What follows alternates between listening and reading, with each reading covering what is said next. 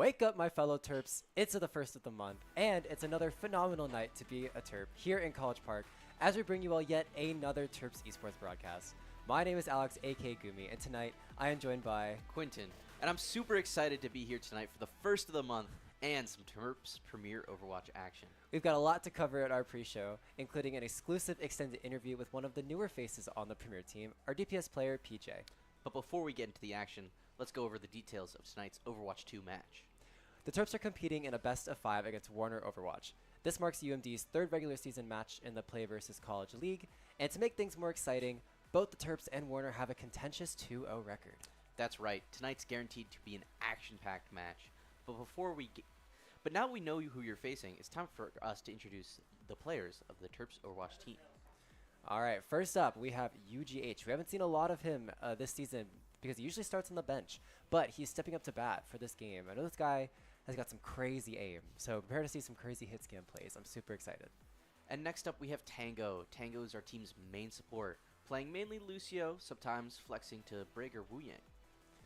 Thirdly, we have Funny, our second DPS player. He likes to play fast-paced dive characters like Genji or Tracer, so you'll see him right up in the center of the fray. And of course, next up, we have Tony, our tank player. Tony, the backbone of the team, playing characters like Ramatra or Zarya.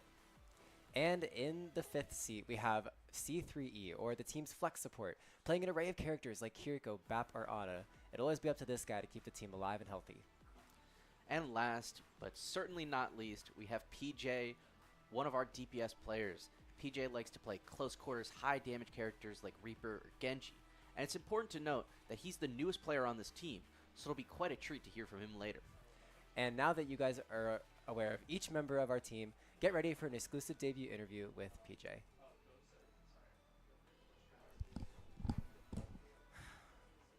You ready? So go ahead and put the headset on. Don't be nervous, you got this. Your stream's like 10 people, so Yeah. I'm ready.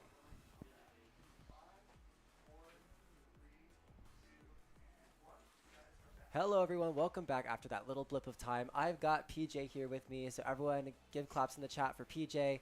So yeah, we're going to get right into this interview. It's going to be a little bit of a longer one, but you know, you're one of the newer faces on this team and we want to get to know you a little bit. Yeah. So you recently joined the Premier team. Could you tell me a little bit about your journey to get here? Played in academy for like 2 semesters, and then I basically just moved up after that. Yeah, academy to Premier. We've seen that pipeline many different times, and yeah. But we're super glad that you're here with us on this Premier team. So can you also share with us a little bit of your history with Overwatch? Like, when did you start playing? When did you start taking the game seriously? Like, when did you start playing competitively? Like, give us a little bit of a timeline. Yeah, I first started playing during the beta actually, like on and off. I was a console player on Xbox, so Ouch. yeah. And then I started playing competitively probably first when I entered college, and then I just wanted to continue playing seriously when I transferred here, so I just signed up for the Terps Esports. Yeah. Yeah, that's always how it is. You realize you got that kind of skill, and you said, well, you know, why not take it a step further? Yeah. So yeah, good on you. Now I want you to think all the way back to when you first started playing Overwatch in that beta on the console, Xbox, PS4, whatever.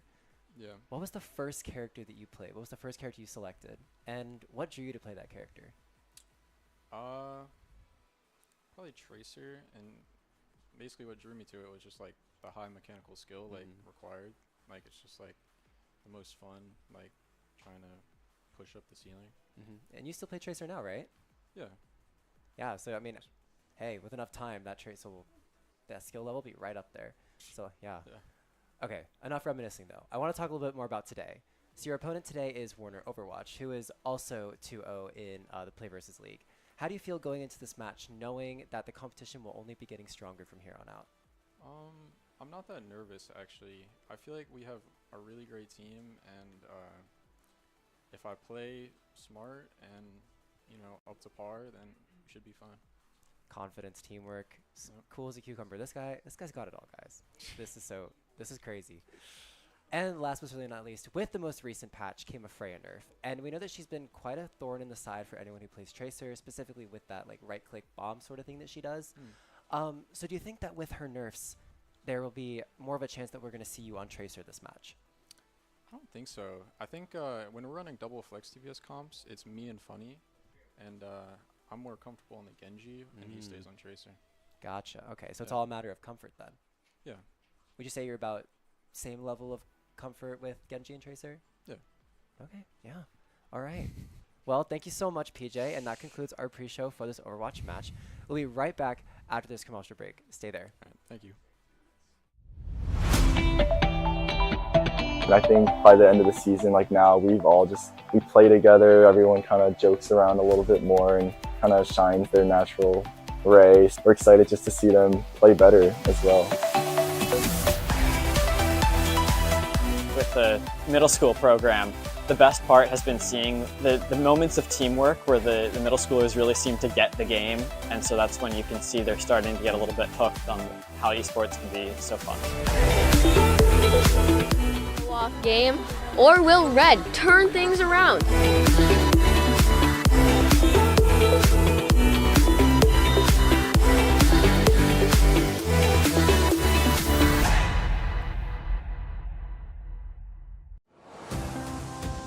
Terp Adventures. Take flight at STAM. Host to countless Maryland events, programs, performances, and more. Feed your body. Feed your mind. Feed your soul. Let your talents soar. Dance. Sing. Perform. Find your thing. Join more than 800 student organizations and clubs. Find community here. Leadership lives here. Art thrives here. With space to grow.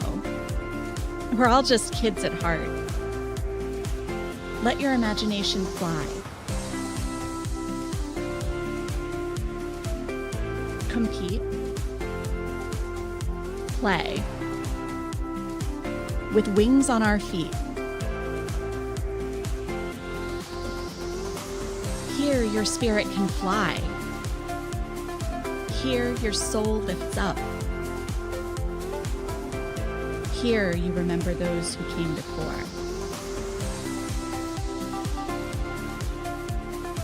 This is STAM.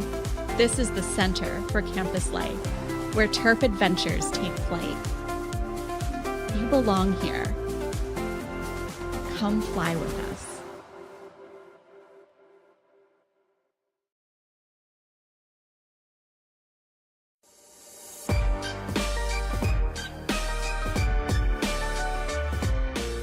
I'm Greg, also known as Sind, and I'm an initiator player for the Valorant Premier Team. I'm Kazu, and I go by NJV, and I'm the coach for the team.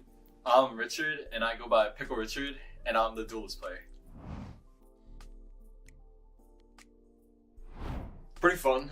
I definitely liked all the guys I was playing with. It's fun to get in the server with them. Sometimes it can be a little bit of a challenge balancing it with other things, but yeah, it's definitely something that I enjoy doing a lot. Yeah, making like all the friends that we made through this team, so it really makes me happy. So it's like really awesome that we did this. Yeah, I think I had really fun times on this team. I played well every single game. Yeah, you did. Yeah. I think my favorite moment was map 5. I think that was a really fun match. The grand finals. Yeah, Yeah, that the was grand fun. final. Yeah. You remember what map it was? I don't remember that. Oh, it was Sunset. It was Sunset. Yeah. And you played Raze. Yeah, I played Raze. Yeah, no, that map was really intense. Like, it was super, super hard. The pressure was definitely on. Like, it was super late at night. It was like midnight or It something. was very late. It was very late. 1 a.m. or Like my favorite one was probably the first match of the season. Oh yeah, First time in the studio together. Oh, in the studio. Oh, yeah. Yeah, that was fun. It That was was like fun. fun seeing all the Academy boys in the studio. So that was sick. Yeah. My personal goal is I think I'm gonna try to hit Radiant this season. Yeah, Yeah. you can. It's, Yeah. I think it's definitely to win Big Ten right now. and then place top 8 in CVAL. That's our goal. Top 8 CVAL.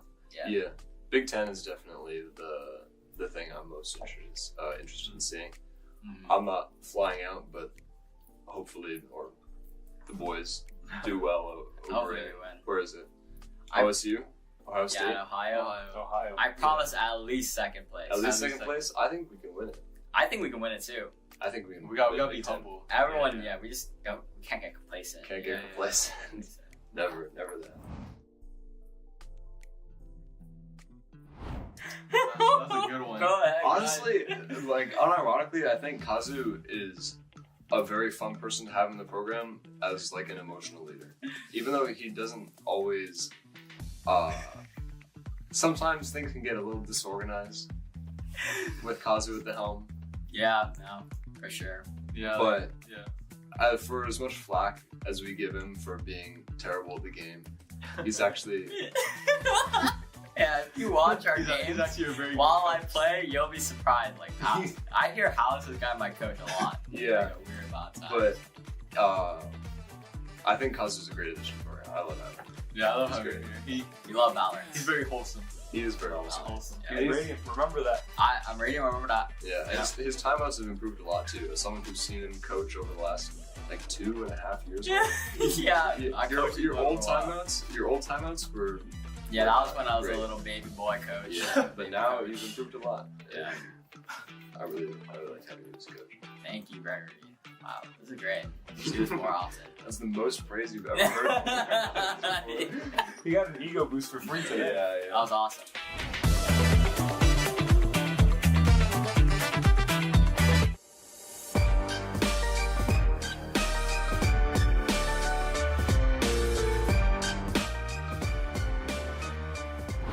My name is Subin Kim. My in-game name is Carrots, and I'm the controller of this team. My name is Hannah. My IGN is Tuxedo Sam, and I play Sentinel for the team. My name is Sima. My in-game name is Care Bear, and I'm a flex. My name is Megan. My IGN is Giraffe, and I'm an initiator. My name is Sophia. My IGN is Soap, and I'm an initiator. Hi everyone, I'm Ayush. My in-game name is Dulcexa, and I'm the coach. For me, I think it was just really interesting to see like our names on like social media and like on a website. I'm just like, whoa, my name is on a website but so I think that was like the number one thing that kind of like just it brought the realization of like what kind of team I'm in, like what kind of position I'm in. Meeting them. It's like hard to make a woman and non-binary friends in Valorant, so it's just really nice that we have like a team specifically for that. The studio. Yeah. Oh, the studio. Oh, I didn't even know that existed. I didn't know that existed until like remember like when we first talked about the studio, I was like, what's that? When I first went to the room, I was like, oh, there's cameras and lighting. I'm just like, that's nice computer. Nice computers. So true. Winning. Yeah, winning. Also true. W winning. Getting into that. Yeah, that. Yeah, I feel that like was pretty cool. Hey.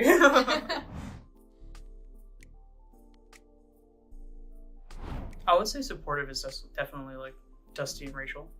Those two, just like making sure we had scrims down, making sure we had practice schedules down, like Dusty making sure like to pick out what we did wrong, just like, helping us improve. I think definitely. Yeah, Dusty's a very present coach. So very. It's like, he's really reliable and helped us through the whole season. Thanks, team. Yeah, you'd even like schedule things for us, like organize all those schedules. Help us map bands and like stats, talk to them realize if one of them was like unranked or something. Breaking a rule. Making teams forfeit. If we don't talk about that last part. I would also say like our fans in chat, like on stream. True. It was nice knowing W people chat. watching us. And the haters. Oh yeah.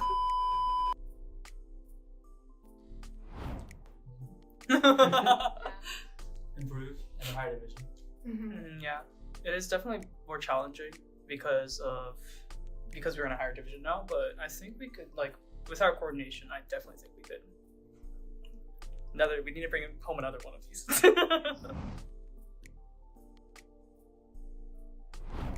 It feels great. Yeah. You guys know this is the first title that Terps Esports has won. Wait, And by women. Yeah. Oh, seriously? Oh, First time. cool. I like playing Valorant. Have an excuse to play games. That's true. That's good. For me, I joined because, well, like I've always wanted to be on a women's team, especially like since I got to UMD, and me and Dusty had always like tried to make teams work every semester, and this was the first time it actually did work and stuck, and the people who tried out like were committed. So I guess I've always just wanted to be on a women's team to like connect more to that community. To make friends.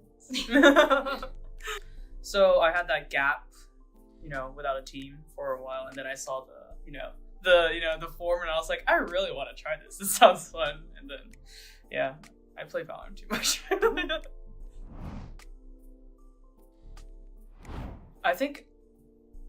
First of all, I did not imagine me being IGL when I first started, because I am, outside of my Lilac team, I am known as the no-brain, only aim chamber in comp.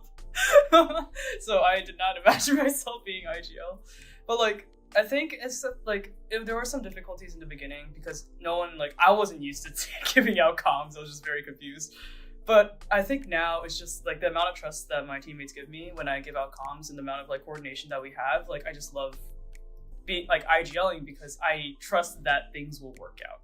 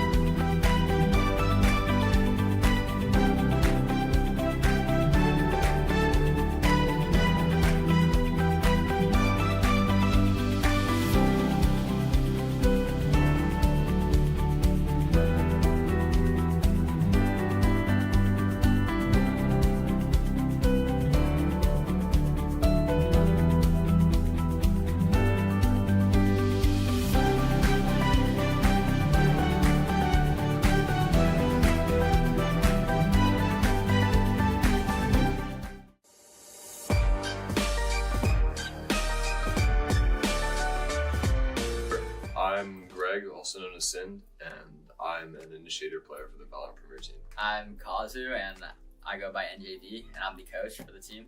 I'm Richard, and I go by Pickle Richard, and I'm the duelist player. Pretty fun. I definitely liked all the guys I was playing with. It's fun to get in the server with them. Sometimes it can be a little bit of a challenge balancing it with other things, but Yeah. it's definitely something that I enjoy doing a lot.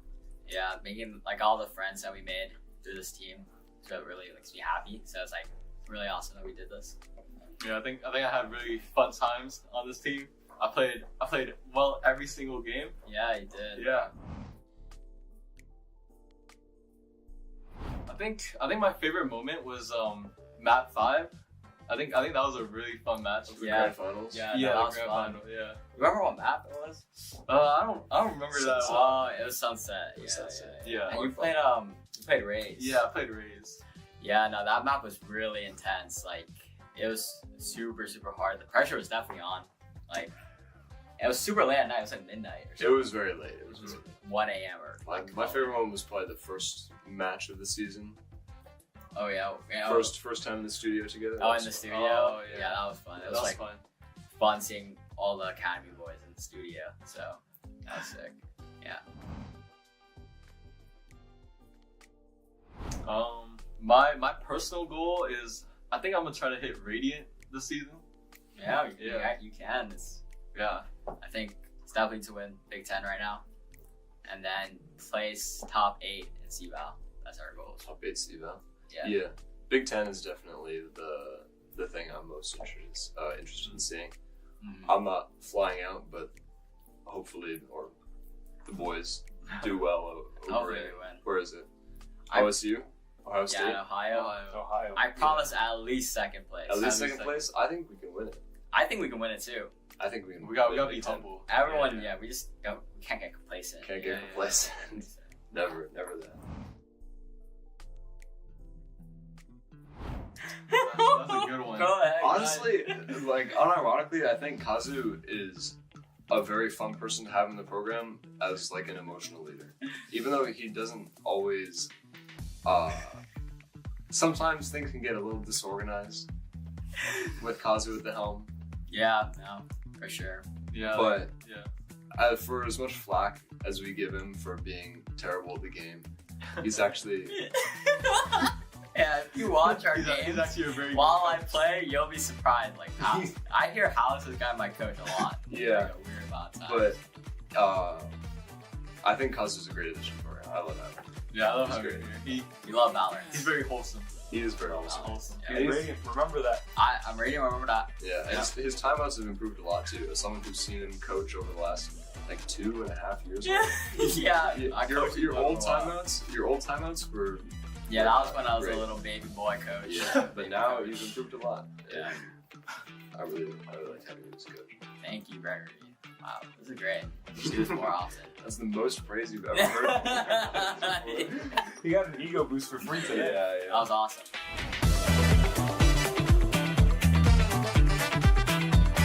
Hello, everyone. Welcome back after that pretty extended break. We do apologize for that. We were having some technical difficulties here in the studio.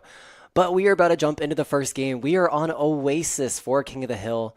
And yeah, I'm excited to see what we're going to get into as we go into the Terps versus Warner Overwatch. So this is going to go great. Yeah, and we do have our hero bans out already.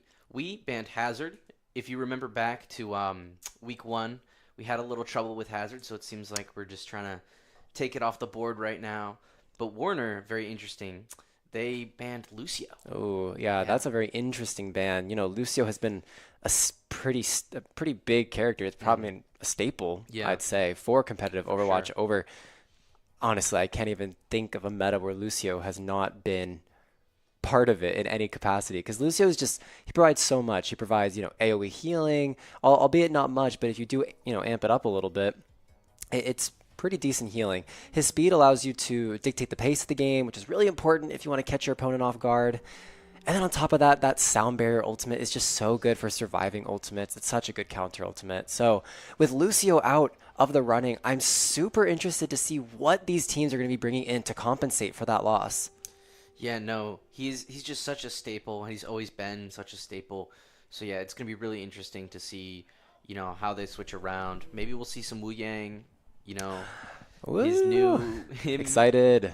being new and all. But yeah, it's gonna be really interesting to work around. And here we see Terps coming in with Well, Wu wouldn't Yang you and know it? Kiriko. And then Warner also coming in with Wu Yang and Kiriko. It looks like right now we got a mirror match. Yeah, as of going right on. now, it's an exact mirror match. Yeah. I mean, hey, I will take it. It just, at this point, it depends on team play and, honestly, who can aim better. Yeah, so, looks like we got maybe a little ball action. No, just playing around. No ball action. Sad. But, alas, here we go. First map of Oasis. Reaper and Tracer for both of these teams. Both teams want to play super close quarters. So I think they're both going to meet each other at this top area. But Warner giving up the top, the high ground. Just kidding, I lied. We're actually going to see a TP come out from Warner's Reaper here, pushing the Terps back into this hallway. Terps just living for now. Oh, we're going to see some Wu Yang POV, but Cleanse comes out early for Warner. Terps had to back off, take the space that they have been so graciously given. Bit of a stalemate on the point, but I do think Terps are going to grab first cap. Yeah, on this point, the high ground is so essential, and Tony's doing a good job right now of trying to just keep in charge, keep on it. Holy crud. 100 charge on Tony Zarya right now, dropping down to the point, wanting to fight the players, keeping Warner's control. Funny, on this Tracer, looking to just harass the backline, but the point will flip. The Terps losing their Tracer, not their Tracer, their Reaper in that fight in the one clip. That was sick. That's going to be a big difference here. It's a mirror match, so any little advantage is going to be really helpful. Wiping one of them off the board can be a really great opportunity for the Terps here. Yeah, and it looks like the Terps are going to use this opportunity, but the Kiriko ult comes out, as well as the Wu Yang ult on that Zarya. Tony going to walk forward. The stun comes out onto that Reaper, and down he goes. PJ teleporting into the backline, looking for something, for anything on this frankly, this 4v5 fight that the Terps have been fighting for quite a while. Then Terps pulling out that Kitsune rush, trying to get it, but it looks like that grab is going to be a little too hard for PJ.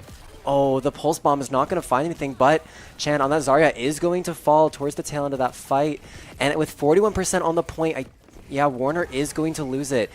What a long, extended fight. And as Terps get the cleanup here, it's back to the drawing board for Warner. Yeah, like we said earlier, this is going to be a contentious match. They've got similar records, and clearly right here we're seeing a mirror match, so it's all going to be about skill play, it's going to be about positioning, and especially team play. And the Terps, really work well with that team play there. And I think we're seeing some of that right now.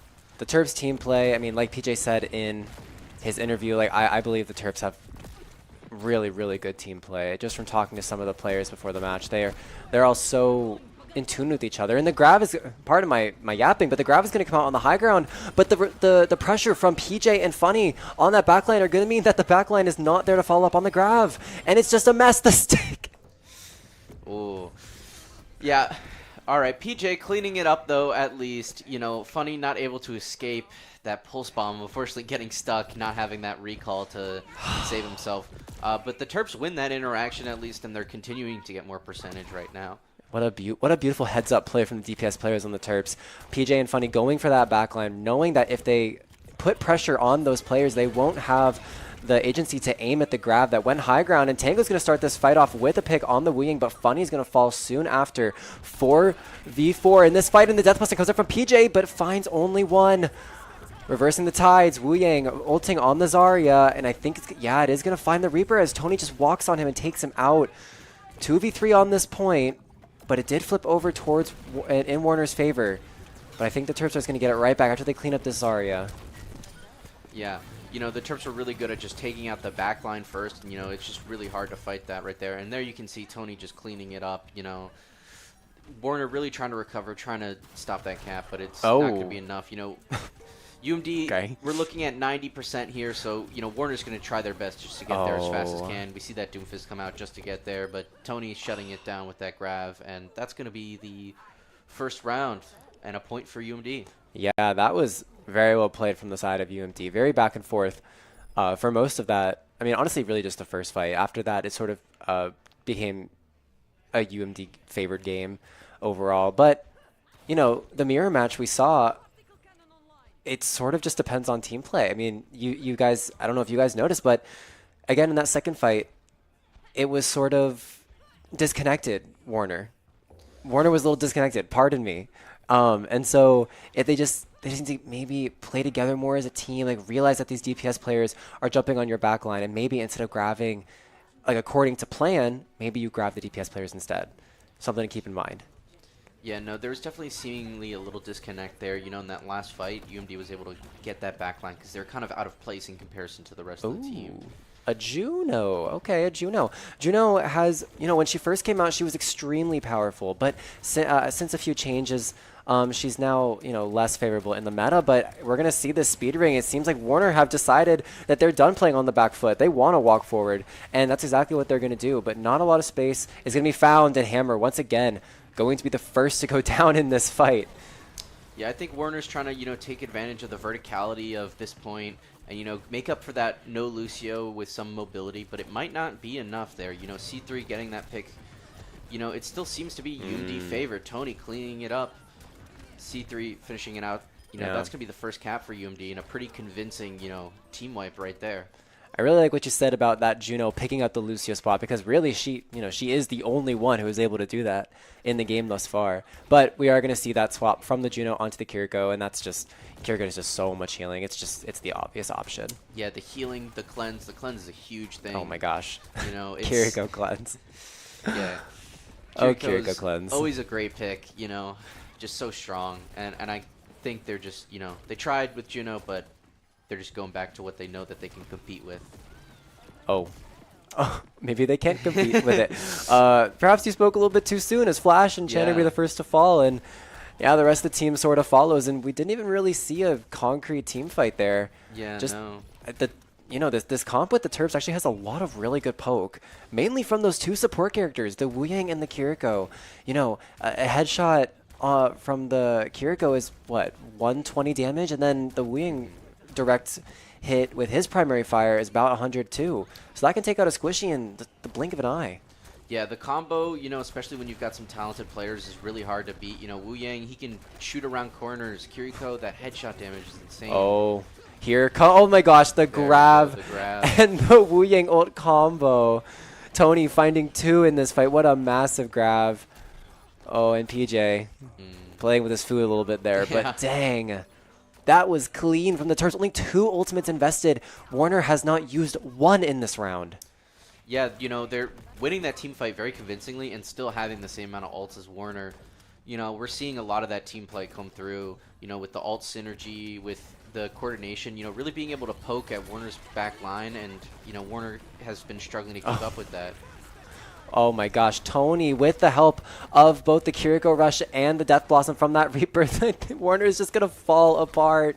It's up to Flash to keep the point contention alive, and he is going to fall. And now 2-0 on Oasis. First map going over to the Terps in a dominant fashion.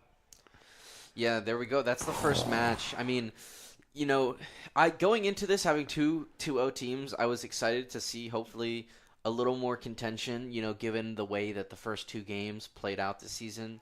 And, at the beginning, there was some flashes there of what could have been a very close match. But it seems like right now the Terps have really figured out Warner's playstyle, and Warner's just having too hard of a time keeping up with it. Yeah, I think there are a lot of things that went wrong for Warner, more so just people getting picked here and there, not really taking concrete team fights.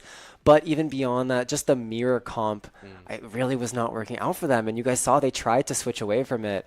But I think when you ban the Lucio, it sort of takes away all the flexibility of what you can run with that support lineup. Kiriko is just too good. Wu Yang is just a new character, so he's just too good. But also, I mean, they provide so much utility. Wu Yang with the double healing with his E, Kiriko with the cleanse. Juno is just not going to be able to keep up. Yeah, I think Warner may have put themselves into a little too small of a box there, banning Lucio, kind of betting on themselves a little bit.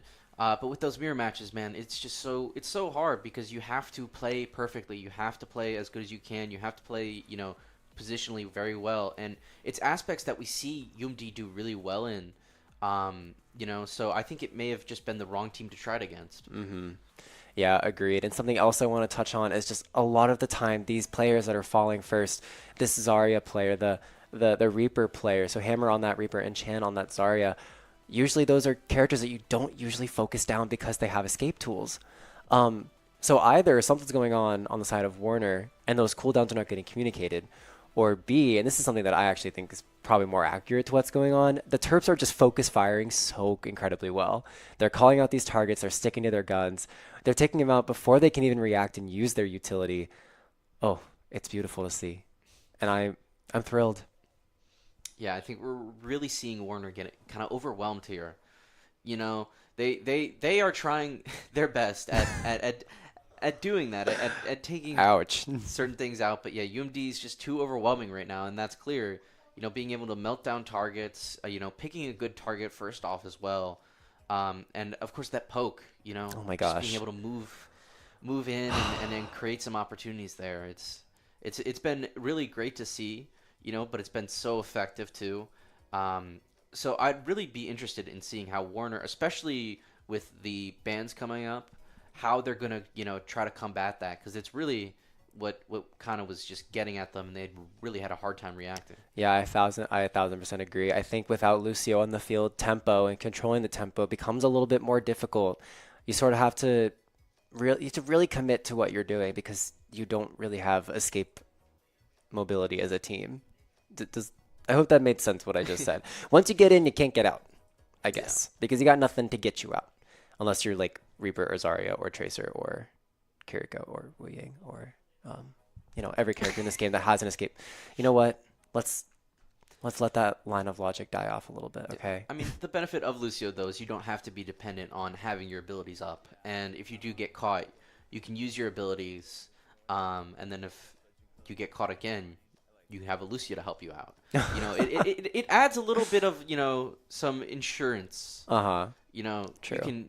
you can, you know, play a little better. And, you know, UMD's really good at poking. So there's a lot of times where you might be able to escape, and then they're just going to come right back at you before your cooldowns come back up. Yeah. So, you know, it's just a little tough playing without that Lucio. But we'll see how Warner moves Yeah, into it. I believe, not quite too sure, but I'm pretty sure you cannot ban two characters. Like you cannot ban the same character in a row. And so that means next match, Hazard is going to be up, Lucio is going to be up. We're going to be on a completely different map, so those characters might not see play. But I mean, who are we kidding? Lucio is probably going to be in. But I actually was really excited to see Wu Yang, because I was thinking to myself earlier today, I'm like, well, you know, Lucio obviously has this great AoE ult that gives people 700 health and shield decays over about 5 seconds. Wu Yang just gives one person a shield that explodes. So how does Wu Yang keep up in that utility department? And I guess he does if Lucio's not even in the game. So, hooray. Yeah, and it looks like we're going to be moving into Numbani. That's interesting, in my opinion, actually. Yeah, and we're actually coming in with a little bit of an interesting ban, too. We're banning Ana. Ana on Numbani. And we just got word as well, so we're going to see an Ana ban from our side and a Tracer ban on their side. So, Funny's Tracer really had them confused, and so they decided to take it all together, which is totally fair.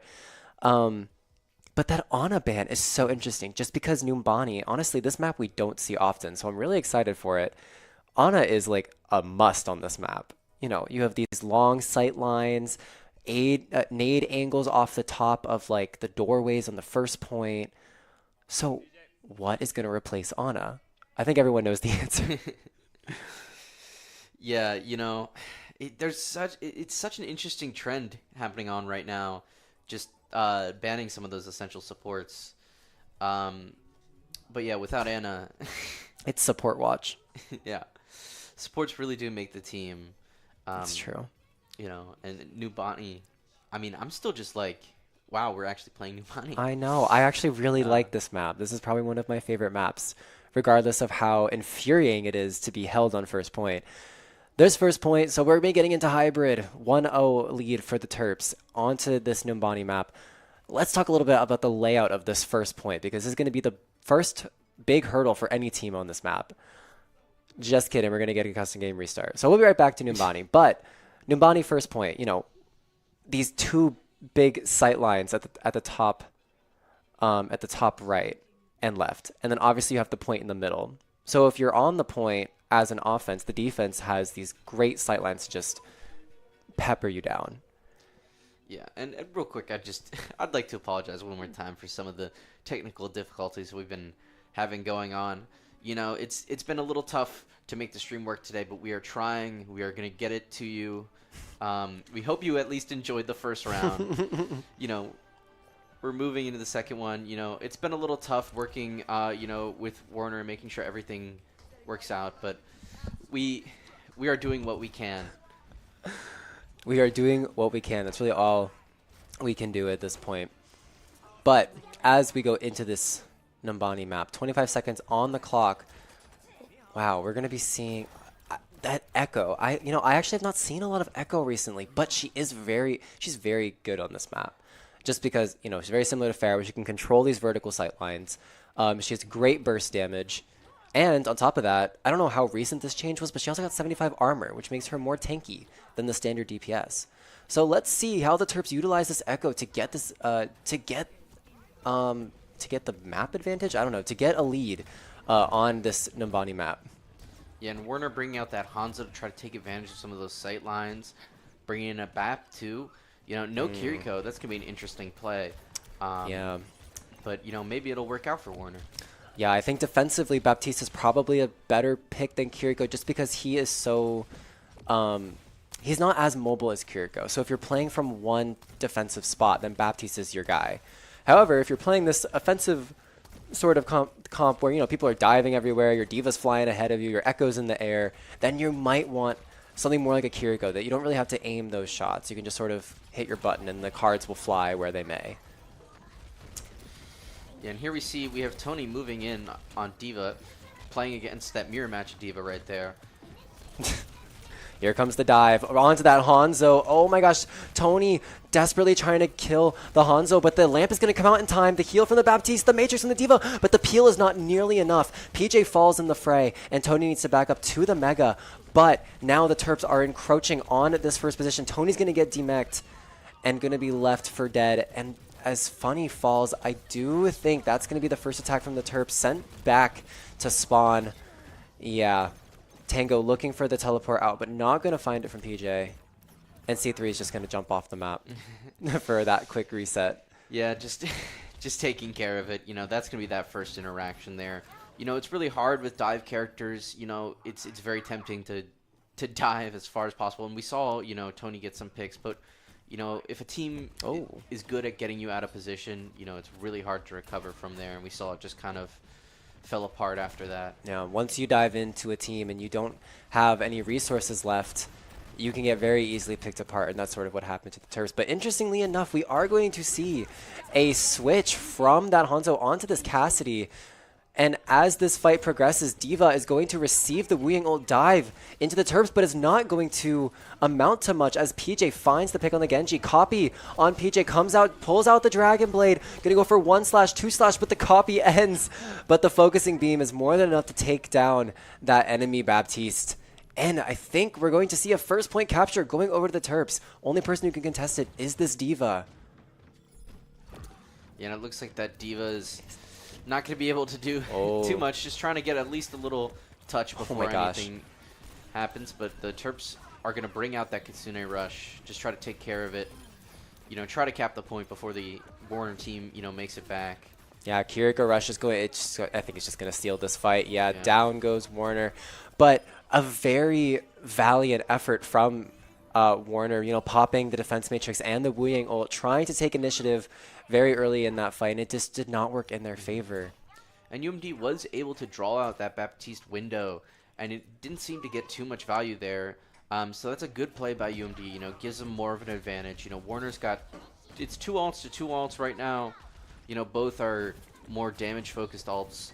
So it's a pretty even playing field coming up into this push. PJ caught on the off angle by the Genji on Warner.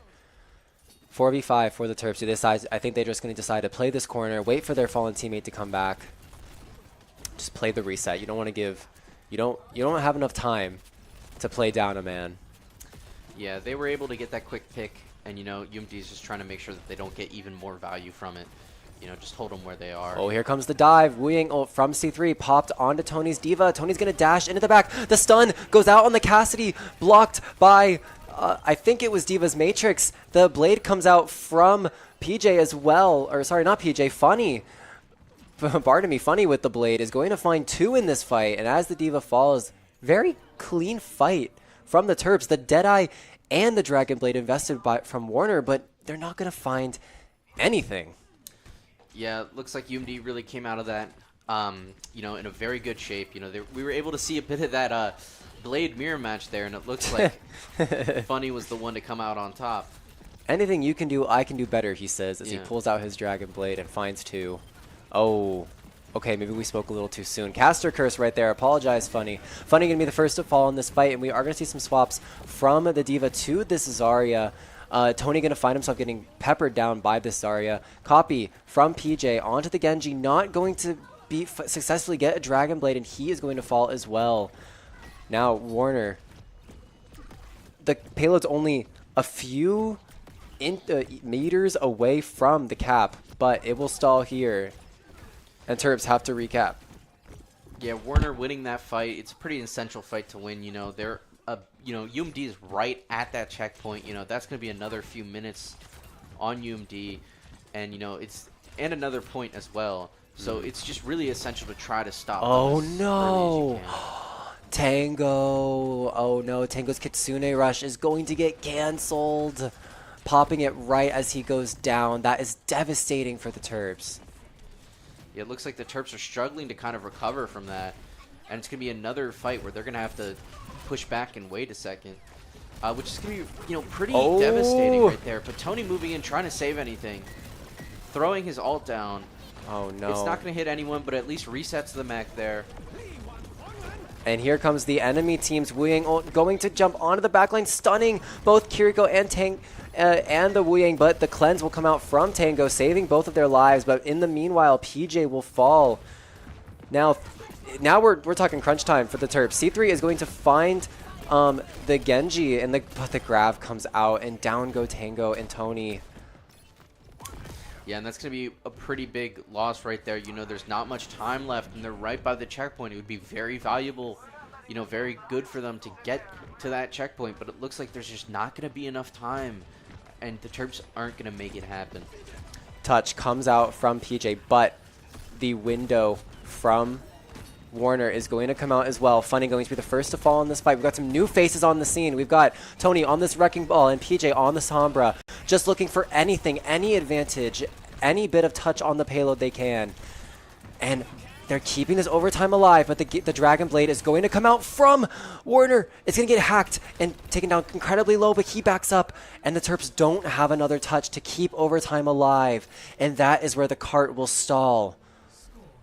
Yeah, it's just so hard there when you start fighting for overtime. It's just so hard to get it to a point where, you can win back. You're just at such a disadvantage.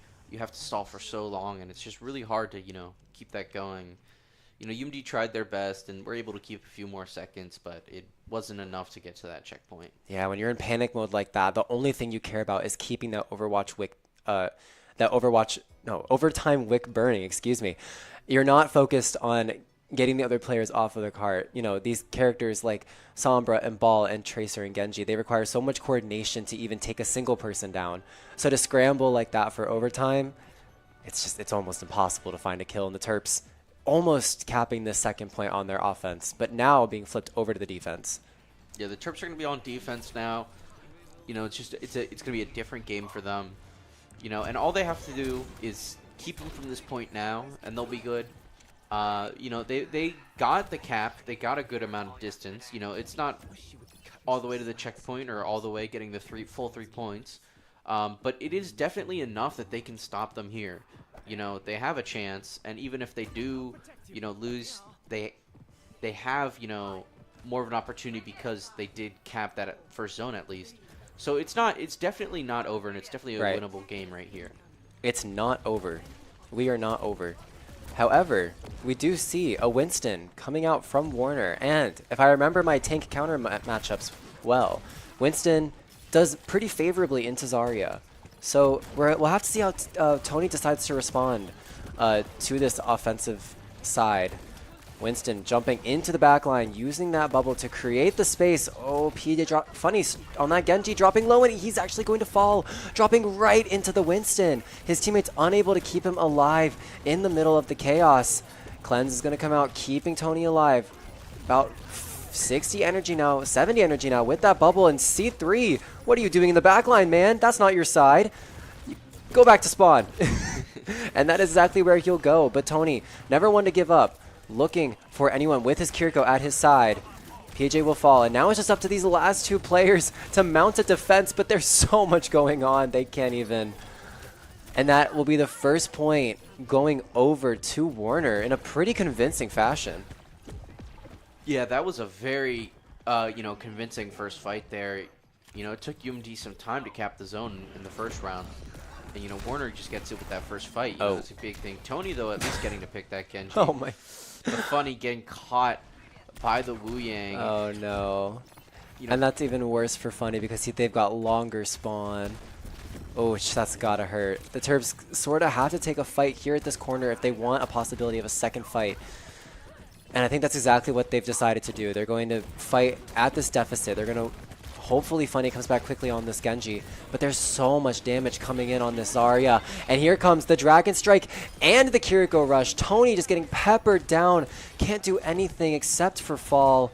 And now it's up to the rest of the Terps to just run and survive. Yeah, no, it's going to be pretty hard to fight against this. And I mean, the Terps have no other choice but to try to defend. They've got 4 minutes on the clock and, not a whole lot of distance left. There's not many other options. Oh, wow. Oh my goodness. C3 popping his wing ultimate onto the Reaper teleport, and that is going to take down Wed on that Kiriko. That's a massive first pick, but Funny, again, first to fall in these fights. Out comes the Dragon Blade from Warner's side, being responded to in kind by that Kiriko Rush from Tango. Looking to take anybody out that he can, but he will fall to the wing on the off angle. Now, it's up to Tony on this Zarya, like it always seems to be, trying to keep away the 3 members of Warner who are left, but because they lost their Winston, they can't keep up the fight.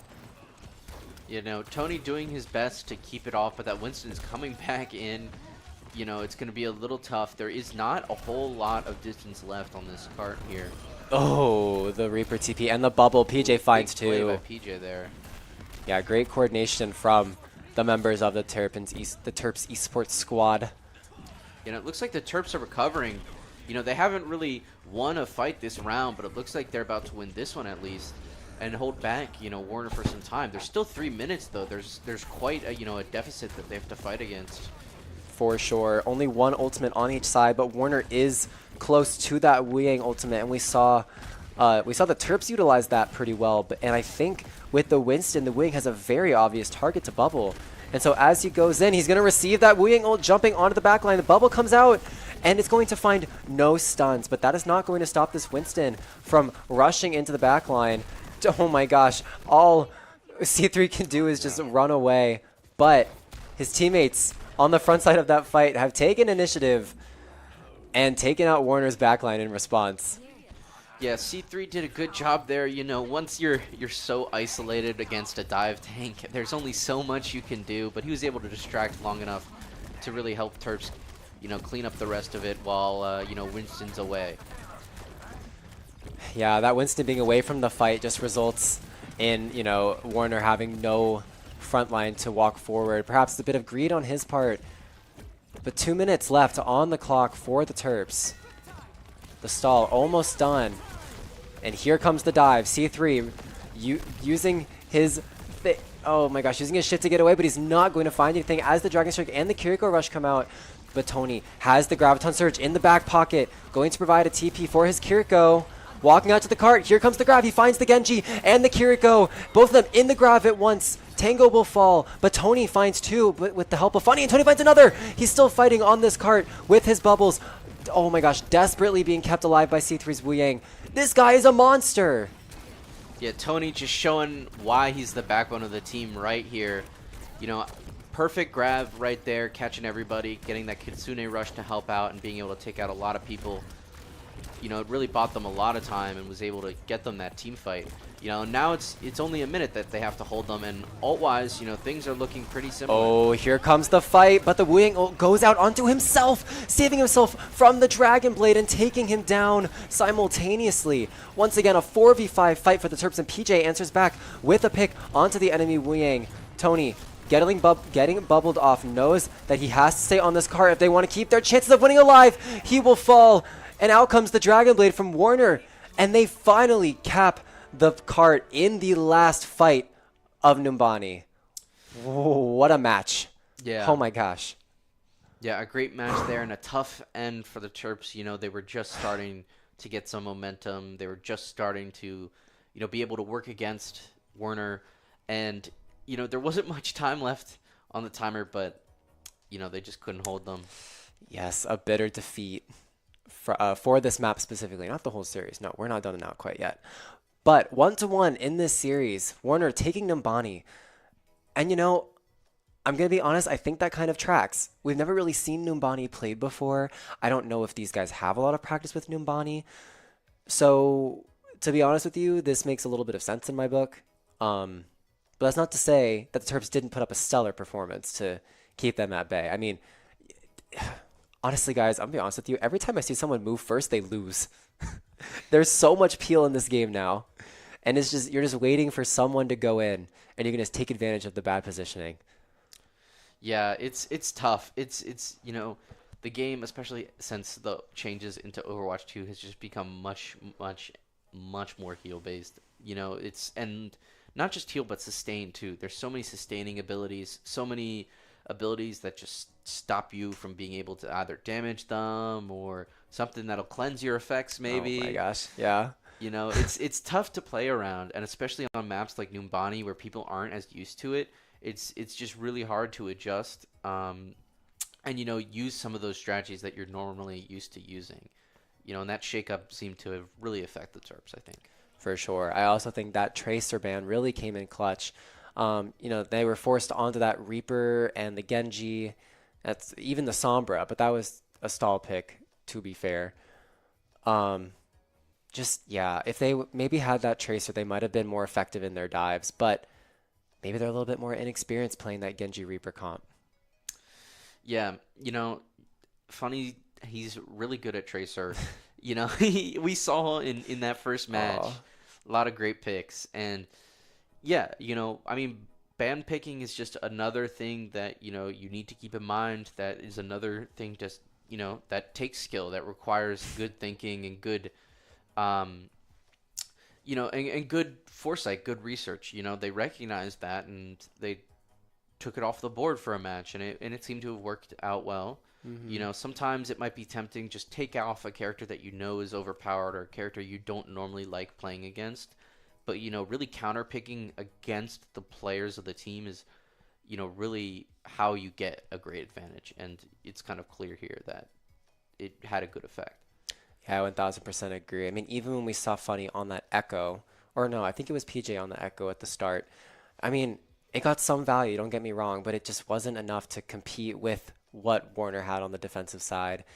And I'm just thinking back to that Dragon Blade that the Terps had at the very end. PJ goes in, the Wu Yang comes out, the Kiriko cleanse comes out. They're invulnerable. Whatever target he's diving becomes invulnerable for at least 5-ish seconds. Like, that's just crazy. How are you supposed to bait out all the util and still have enough utility to win the fight? Yeah, it's really hard to play against, and especially with an ult like Dragon Blade where that makes you so vulnerable. It's really tough because Genji really only relies on the mobility and the deflections, right? As the self-sustain, and he was kind of on his own at that point, just trying to stall for the point, use what he had, and it's just so hard to play against. In the current state of the game, it's just the solo play is so difficult, and it's just all about being able to use your util at a team. Agreed. It's so difficult sometimes, especially in these chaotic fights. But we do have news from our overlords in our ears. We will be going to New Junk City for Flashpoint for the third match of this series, 1-1 thus far. This is, you said this is the most contentious matchup we've seen so far in the Play versus League. Hopefully, the Terps will be able to bring it back. Yeah, you know, we've got equal records. You know, we were clearly anticipating some interesting, you know, matches, and we're seeing it here at Flashpoint. And we have actually banned Winston. So yes, we're not going to see his dive there. You know, it was pretty effective in the last match. And so taking it off the board, and then they're banning Reaper, another pick that's clearly countering, you know, UMD's playstyle, UMD's typical picks. Yeah, and instead, this is, I don't think I've seen a team comp like this in a while. We're actually going to be seeing Warner bringing out the Mei and the Orisa, so sort of similar to like the Mei Reinhardt rush comps you see on King's Row, looking to wall off and isolate a player, but alas, they are not going to find Tony as the point opens up and we get into this first fight. Yeah, and they're funny getting that first pick right there, showing why they felt the need to ban that Tracer. PJ coming in funny. Oh again, my gosh. another pick, and it looks like that's going to be that. That's going to be the first fight. Is this just going to be how it is? We win every other map because they banned Tracer on the second on the second map? It might be. It might be. You know, is funny that good? You know, is the age-old question. Is funny that good? Yeah, age-old question. Just kidding. Indeed. I mean, clearly proving some skill level right there. Just getting that first pick, which is always so big. You know, always a big determinant of who's going to end up winning that team fight, and then being able to clean it up too. You know, it's just a really, you know, big effect, and it's hard to imagine them without it. Yeah, agreed. Funny's Tracer obviously going pretty crazy in the back line, but as we talk about that, it seems like Funny's Tracer wasn't there to contest the point because he was so busy harassing the back line, because the point is going to flip over to Warner's favor, but that is not going to stop their tank Orisa from falling. And without the centerpiece, everything on the outside sort of just falls apart. Yeah, we see there, you know, it's just once your tank's down, it's hard to fight against. Oh, although they're McCree being able to get PJ right there, but Tony getting some revenge. Yeah. Real fast. You know, UMD does have that point. We were able to get it back from Warner after that kind of sneaky cap. Oh my gosh, but here comes the dueling Kitsune rushes, and now the Terps and Co. have decided to fight inside of this. I think the Grav came out and found the Lucio on Warner's side without the sound barrier, and the Terps 91% at taking on this first flashpoint. I do believe with the ending of that fight, they are going to find the capture, and now we can move on to the second point. Yeah, a nice first point right there. A quick little, you know, 3-piece for PJ, cleaning everything up. You know, very convincing fight. I mean, you know, the bans we've seen have been pretty particular, and now I feel like UMD has a lot more freedom right now. They're able to keep Lucio in, they're able to keep Tracer in, and we're just seeing the effect of that. You know, having some of their more essential pieces being able to be on the field finally. Oh, the cleanse gets baited. Oh my gosh, that was so close to being an Ajax. The Lucio almost getting taken out in the middle of that sound barrier cast, but alas, he will get it off, and Funny will actually be the first to fall. And PJ is going to follow right after. Yeah, we see UMD struggling to take that high ground, and it's really just so important, especially on a point like that that's so open. And, you know, we're just seeing the effects there. It's just really hard to keep up, really hard to sustain. And, you know, UMD's just going to have to take a second, regroup, let them get some percentage, and try to get, you know, try to take the point on the next fight. Yeah, such is the disadvantage of getting bullied out of that position early. But now that the Terps sort of have this initiative, oh my gosh, the wall coming out, isolating Tony. But with all the support from his team, he's going to be able to find the Deadeye before it can go off. And now, down 2 in this fight, Warner are scrambling. Sound barrier comes out, but they're going to find 2 of their own. But that's not going to stop Tony from taking out the remaining players of this team. Oh my goodness gracious. So much back and forth, even in the middle of these fights. Yes, definitely. There's just been so much back. We saw a lot of play right there. UMD taking, you know, the stance right there, but then ults coming out from Warner. Then they start winning, and then UMD pulls it out in the end. You know, it's just such a back and forth, even in the middle of fights. You know, we're seeing points being taken even before everyone's down, and then points being taken back. Like, it could not be more of a back and forth fight right now. Speaking of back and forth. It seems like it's the Terps' turn to aggress as the Mei Ice Block is just going to eat like 3 separate ultimates, but she's still going to fall. Kiriko Rush, Grav, and Tracer Pulse Bomb all invested, but it's a clean fight nonetheless from the Terps. Yeah, the Terps clearly just trying to get rid of them as fast as possible, using all of those ults. And we're actually going to see a pause. Seems we have a little bit of a disconnect on the Warner team. Yeah. So we're going to see a little bit of a pause. Again, we got to apologize. You know, there's been a lot of difficulties. You know, we've been doing our best and you know, our stream is up and good and our players are in, but you know, it's you know, it's a 2-team game. It's always the things you least expect to happen during a stream, you know, especially not even a stream, during an official match. It's always the things you least expect. So please have some patience. We'll be right back. You get to spend more time with us, with our lovely faces. So, you know, it can't be all that bad. And plus, there's plenty to discuss about this game thus far. I mean, I'm like on the edge of my seat. Not really though. Like what's the word for it? Like, I can't get all my words out. Does that make sense? I have a lot of things I want to say, but none of them are coming out because it's so fast-paced. Yeah, it's hard because once you start talking about one play, then boom, we're on to the next one and on to the next one. And Flashpoint is already a fast-paced game mode, but then, you know, having such intense fights between these two teams, there's already so much you want to talk about, too much you want to talk about even. And by the time you're starting to talk about it, they're on their next fight. Right. Or maybe you start talking mid-fight and the fight has completely changed because it's been like that. It's been such a, you know, back and forth dynamic fight. You know, you might see one team win and think, oh, that's going to be over. And then next thing you know, the tide moves back in another way. You know, it's just a very, very dynamic fight, you know, going on between these two teams. What I want to talk about in particular is I want everyone to think all the way back like 3 minutes ago when they started the map. And we mentioned that we banned Winston on this map. Now, for those who don't know, New Junk City is a, you know, like the people who live there, it's pretty scrappy. It's pretty close quarters. Like, it's a brawl map. Like, Junker Queen, Reinhardt, Orisa, Zarya, these like close quarters tanks. I don't know why we would see a Winston ban. I'm really concerned about that. Or not concerned per se. I'm a little confused about that line of logic. What do you think? I don't know if you know, Quentin, because you can't like read their minds because they're out there and we're in here. But what do you think? I don't know. I can only have some theories.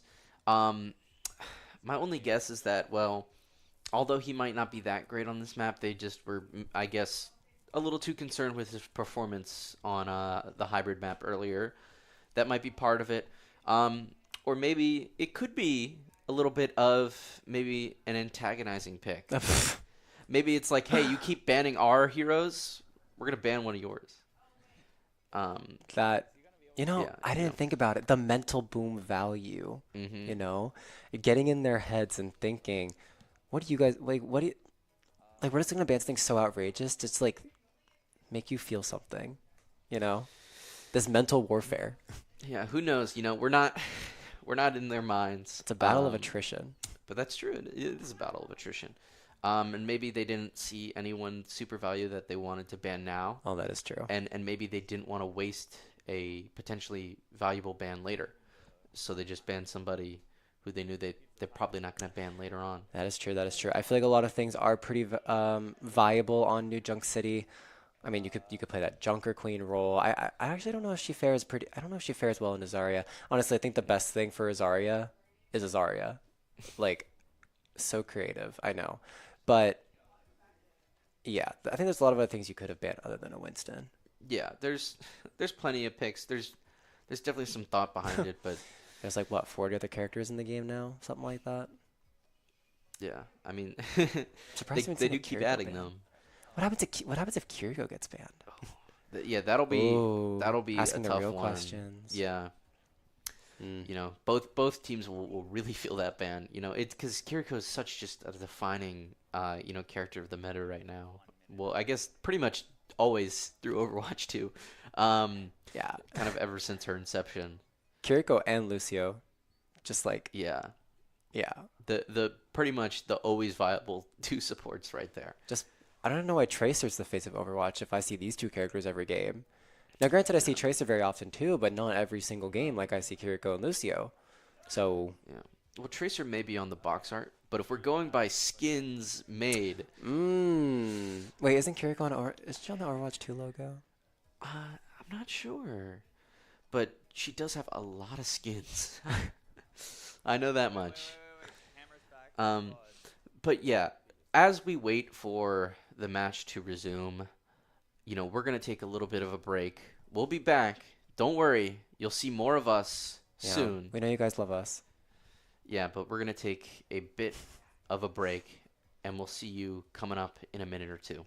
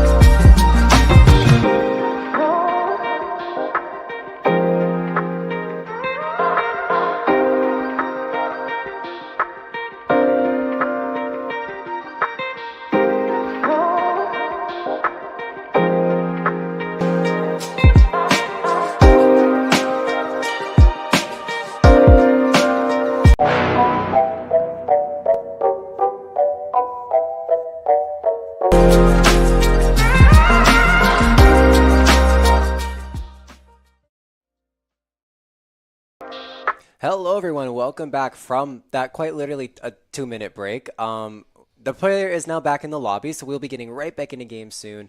Just some technical difficulties, like we said earlier. Just, things happen, whatever. We'll be getting right back into game. We heard some pretty fiery debate as we went out into the studio. These guys are fired up. They're very passionate about what they're doing. Most of it is yelling at each other as at what ultimates they think the other team has. So let's see. I want to see if they're accurate, because to be honest, I don't remember either. So yeah, we'll see. And then having that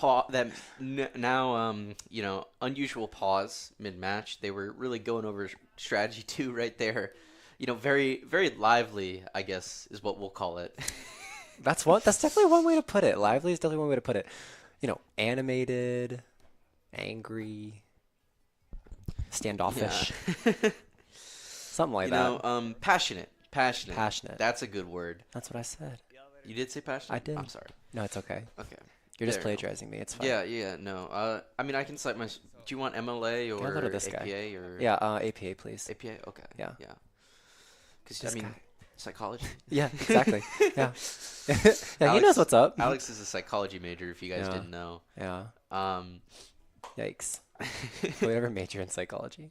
That's so crazy. You're... What, engineering? Ooh. Oh. Wow. Uh-oh. We're just revealing so many things. Oh, yeah. Oh, so I got it right. Okay, no. cool. We're revealing what you know about me, actually, which is... No, in case you guys want to know, I am an econ major. Oh, no. Oh, no. We have some drama, more drama outside. Oh, my gosh. PJ's lost. PJ went to the bathroom and could not find his way back. Yes. So we had to send someone out to go find him, and thankfully they did find him. But so I think he may have been a little hungry. Oh boy. He seemed to be a little hungry. And not hungry for a win though, no. No, but that's not what matters. Went to a vending machine But we're getting back into it, just in case for curious viewers, real quick. I'm economics and anthropology, not engineering. I have bad memory. Please excuse me. It's okay. It is more. It's okay. I only remembered psychology because it was brought up earlier. Anyways, screw our majors. How to get back into this game, because Warner is definitely coming back with a vengeance.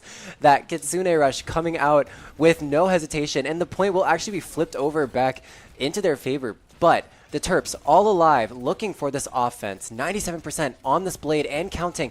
They're looking for it. He's dashing into the sky, getting the bubble, going for the Lucio as the beat comes out, and dropping dangerously low, not finding, well, anything from that blade. Yeah, this fight's going to be really important right now. It's overtime. Both have 99%. You know, whoever caps this is getting this point. Oh, no. We got that Orisa all coming out. And PJ is going to be taken down. And there goes Tony, too. It's not looking good for the Terps right now. Funny right here trying his best as Tracer, but it looks like Tango and C3 are going to be down, too. Oh, no.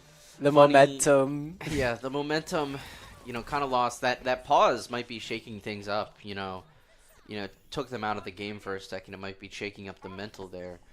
And, you know, Funny's just choosing to conserve instead of trying to cap that point, which is honestly a good pick. You know, it's 1-1 right now. There's still plenty of time.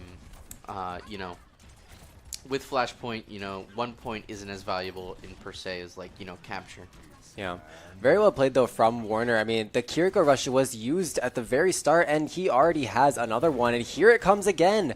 The Kitsune Rush into the Terps, but the grab comes out, finding two. Cleanse comes out, cannot save the players caught in the grab. And that is an amazing advantage for the Terps as they clean up this fight. Oh, Tony, once again, just, he is that guy. Once again, being that guy. He really is. The tank player that holds it down. I mean, you know, it's just beautiful grabs after beautiful grabs.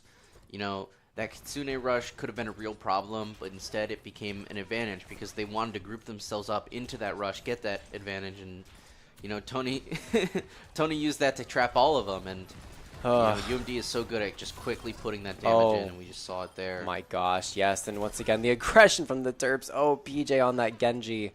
Swift strikes. Yeah, it's just, yeah.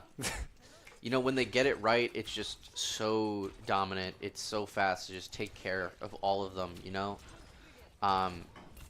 It's just so hard, especially, too, for Warner to recover, you know, and it becomes better for them to just all get wiped down at the same time so they can get back up. Yeah, and now here comes PJ once again with that Dragon Blade, but hey, I think I've seen this one before. The beat comes out and nullifies the Dragon Blade, but the pressure is still there, and the Terps come out with a beat of their own, but that one is an offensive beat. And Warner, once again, getting absolutely wiped off the face of the earth. And now, on to the final the possible final flashpoint of this game. Yeah, we're moving on to Flashpoint 4. You know, it looks like that momentum for UMD is coming back, you know. They're just taking everybody down. They're doing it super fast. Warner's having a hard time recover. You know, we'll hopefully see that, you know, persist through on this next point. We're gonna get a little bit of a glimpse of the Tracer 1v1. You know, seeing how Funny's doing on the backside of things. PJ on the Genji, looking for some angles. But Tony, once again, most important guy on this team, got the Graviton Surge. He's going to find 3 in that Graviton Surge. Oh, it's beautiful. And those 3 players, those 4 players will fall. And, oh my gosh, once again. Like, Tony, man. So good at just picking that perfect moment to throw those grabs in, you know, making every ult super high impact. And Warner, you know, they aren't even doing anything wrong. They've been using the Lucio beats to counteract the blades. They've been using the Kiriko cleanses in the Graviton Surge, but still the focus fire from UMD is so high that it just doesn't even matter. And now this is probably last fight territory for Warner. Yeah, this is going to be really important for Warner to you know, win right now, because if they don't win this fight, it's going to get really close to capping that point, and that's going to be point 3 for UMD, and that'll be the match. So Warner really has to perform right now, or else it's, you know, going to be over for the match. Yeah, and Funny finding the inaugural pick on this fight onto the Lucio. Actually, both Lucio players are going to decide to leave us, and you know, it's yeah. the grab is going to come out from Chan on that Zarya, but alas, it is not going to amount to much. And now Warner might be able to get a touch with this Lucio, but it's desperation. 98, 99, 100. The point will cap, and that is a Terps victory on Flashpoint. Yeah, that'll be game 3, making the score 2-1. You know, the next one we're looking at is Push, but really a great performance from UMD coming back after that pause. You know, that pause probably shook things up. I mean, it was clear, especially with that first team fight. Warner was very dominant, but then UMD got their flow back, it seemed, and they just really, you know, took care of business. I mean, they stood on business. There isn't much else to say. You know, every fight after that first one was very decisive, very fast. I mean, it was real hard to play against those grabs by Tony, you know, and like you said, the focus fire at UMD is just top tier. It's, you know, they're really good at putting in that high amounts of damage in just such a short time. Yeah. And even if you have the Kiriko cleanse, it's just not enough. Yeah, the Kiriko cleanse only gives you about 0.5 seconds worth of invulnerability and a tiny bit of a heal. But that's not enough for the Graviton Surge, which I believe is persistent for about 3 to 4 seconds. So, hey, I mean, you're gonna need to do better than that. But then like at the same time, like what do you do? Like, do you keep that Lucio beat for the Grav? But the Genji Blade would kill you then. It's like UMD has, it's just this rotation of ultimates that UMD has down to a T, and it really just has Warner in a chokehold. Yeah, UMD is just very good and practiced with their like team comps that they normally play. They're very experienced playing with each other, and it's clear, you know, they play one alt and Warner can play another, but then UMD, you know, has another way to counter them, like with the, you know, Blade to beat, but then you throw the Graviton Surge in. You know, it's just really hard because UMD is such a good,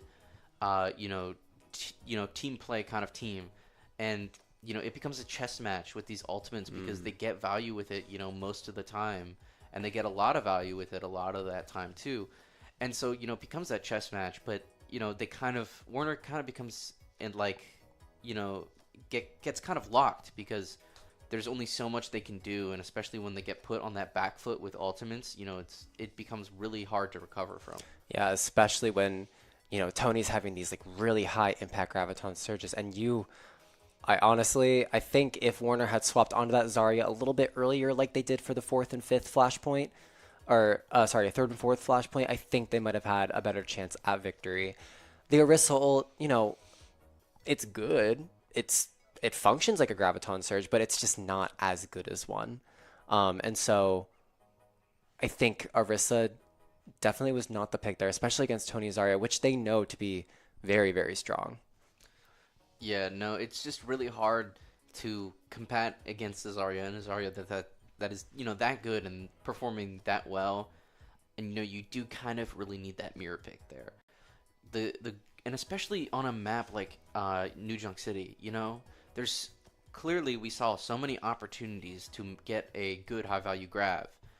You know, there's a lot of corners, a lot of, you know, places, and you also can't really afford to spread out as a team because you're playing against UMD, this team that's really good at poking out. And so if you're not, you know, some one uniform unit, you know, you can kind of really easily fall apart. So again, you know, they're really not left with a whole lot of options, and it's pretty tough to play against, especially when you are not at least giving yourself the advantage of having that mirror Zarya match. Mm-hmm. And I think it is actually kind of funny because this is like the first match of this series that we didn't see a Wu Yang.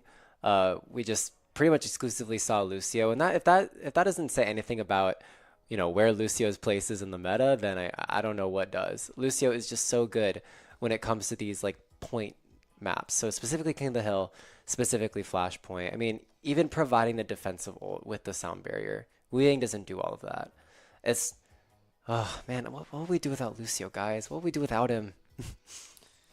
Yeah, just an absolute, you know, staple of the game really at this point. And like we saw, you know, the utility you can get from Beat is so dominant. It's so essential. You know, you're being able to just give your entire team that much health, basically make them unkillable for a bit, is really impactful. And it, you know, we saw it shut down the Blade time and time again. So you know, it really is something essential that you need, and especially on a map with that much movement, you know, you need that support from Lucio. Yeah, and speaking of needing the support from Lucio, I do believe we're probably going to be seeing Lucios on this map as we go into, oh goodness, forget my pronunciation, but I believe it's Esperanza or Esperanza. This is a push map, which we don't see all that often, usually because a lot of the Terp matches happen to be 3-0. Knock on wood. But now we're going to finally see this robot walk back and forth. Yeah, this is actually the first match that of the season where UMD has had to play push. So, you know, that's going to be really interesting to see. Have they been practicing their push? You know, they haven't had to make it there yet, so do they have that experience with it?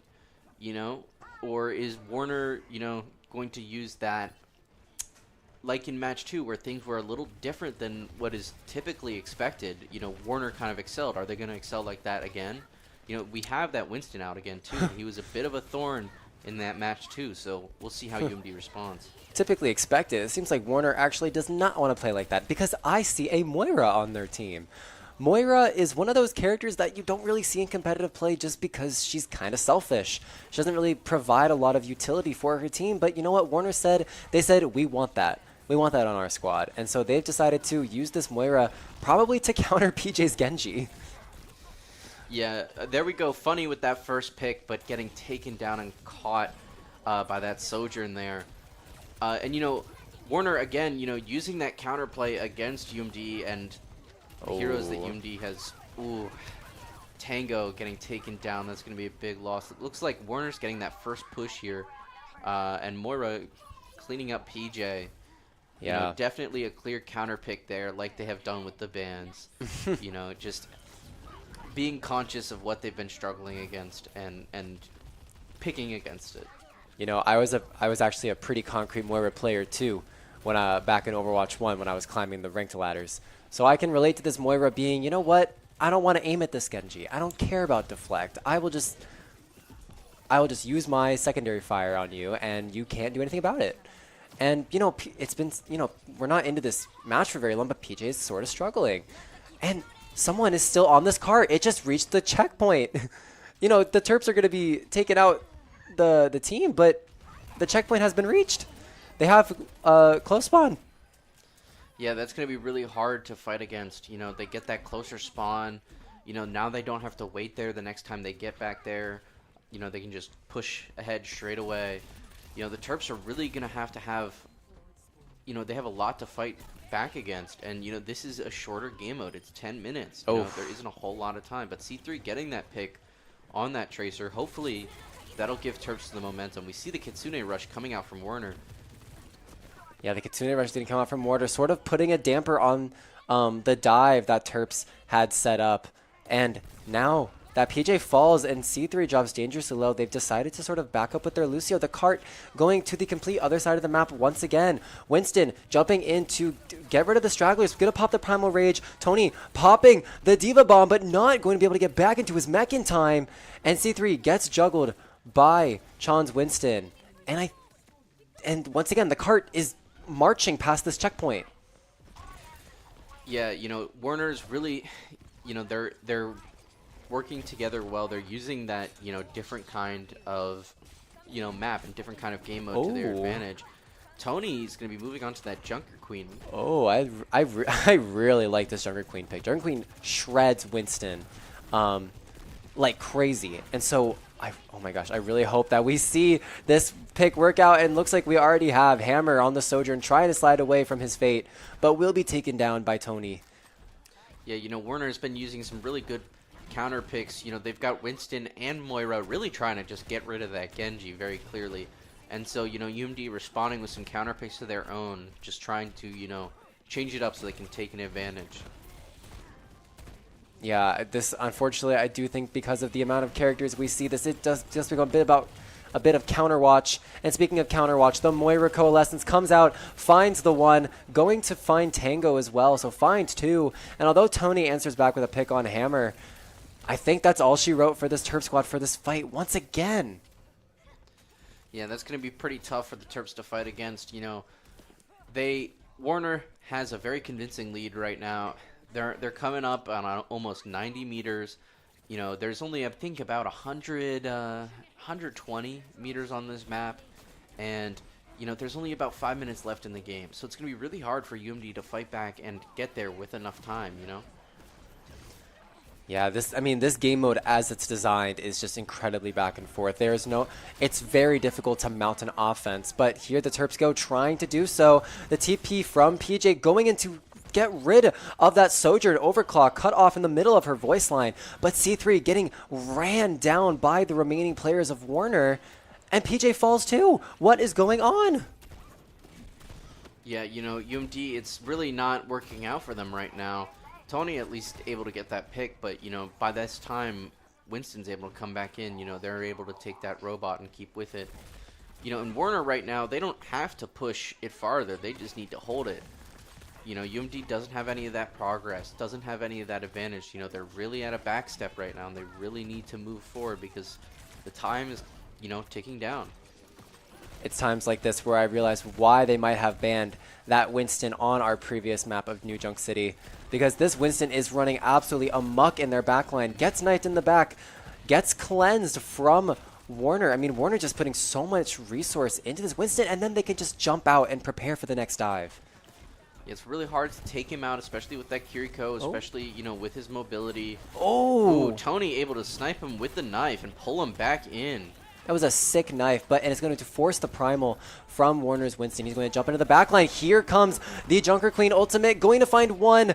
Only antiing that one player, though, but it causes an innumerable amount of discord in the backline.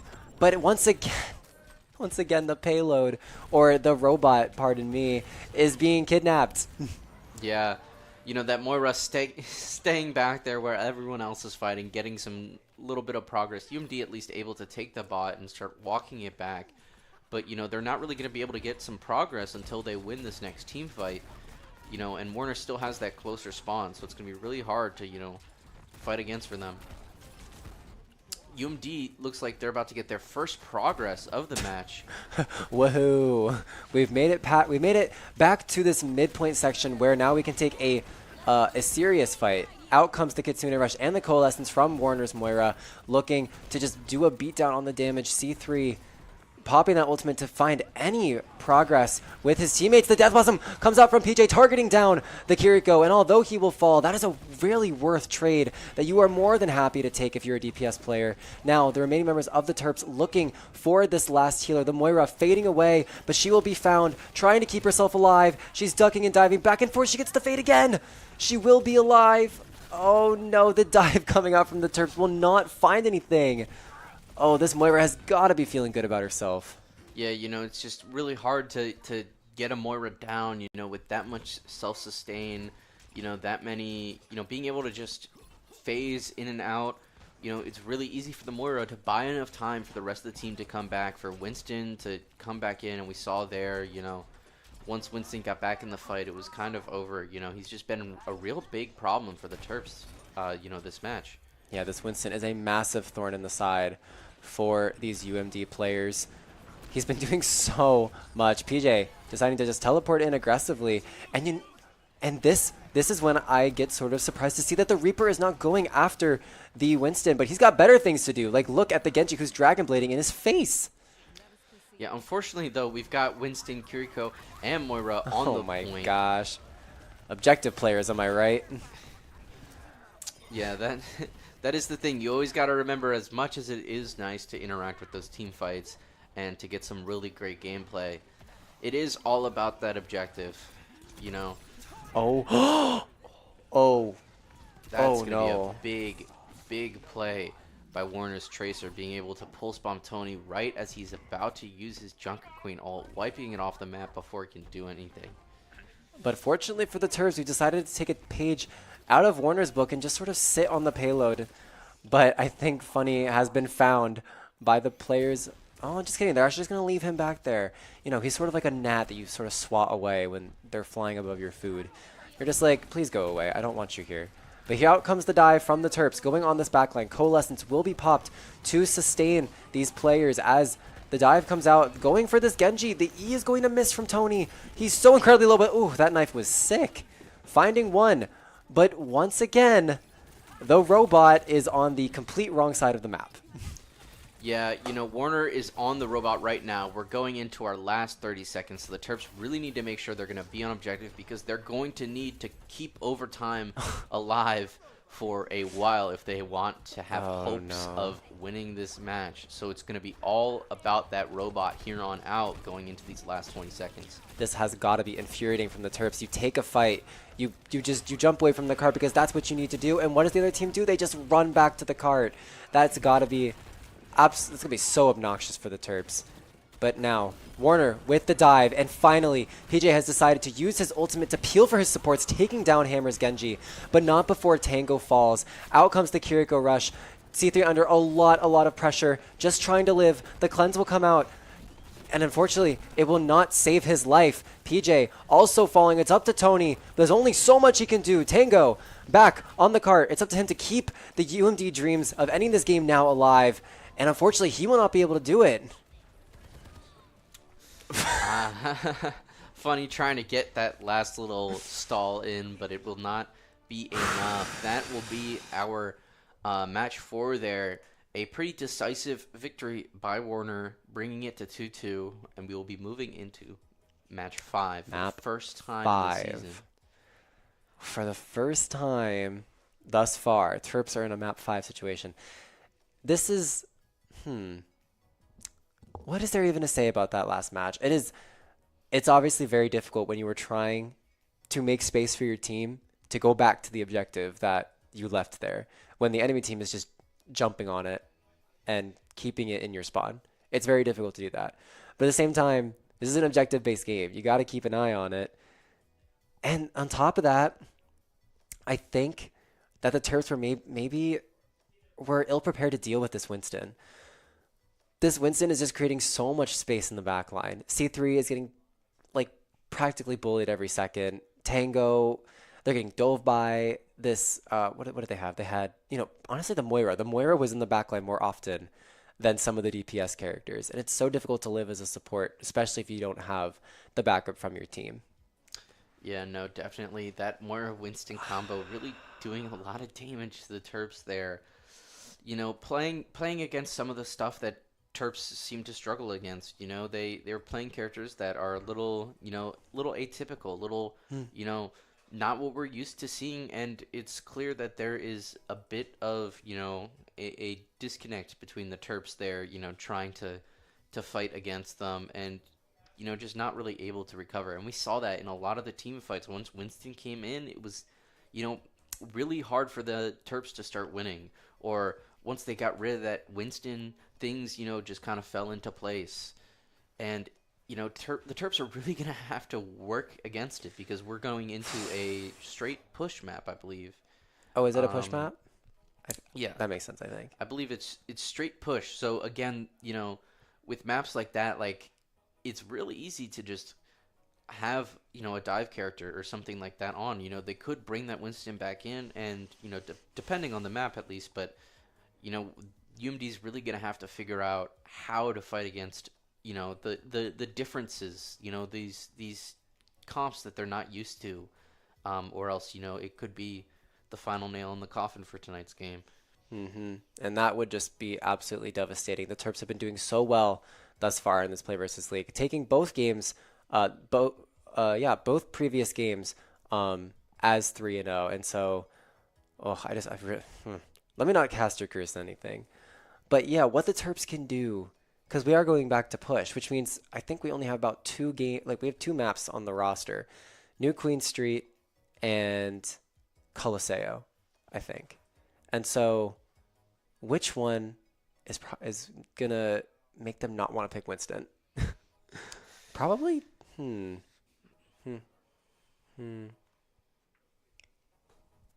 thinking. I'm thinking probably New Queen Street. But I also, maybe it's not a push map, so we'll figure it out in a sec. We'll figure it out. Yeah, I think it's gonna be Circuit Royale escorting. Hey, that's not a push map. Unless you meant escort. I do think I meant escort. I meant payload all the way. No capping. I mean, hey, pushing a payload robot, like they are very similar. 6'7" robot payload, like whatever. Hello. It's good to see that the vibes are still good between these guys. Last map I'd be a little mad, I won't lie, especially if I was a support player getting dove every 2 seconds. So it's nice to see these guys are all smiles, they're keeping it cool. Mental is a really big part of this game, so good to see that they're still up and kicking.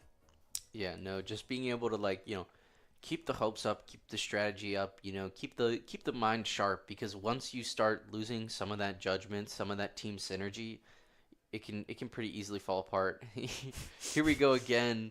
Are we gonna hear? This is Tango. Yeah. What is he doing out there? There's.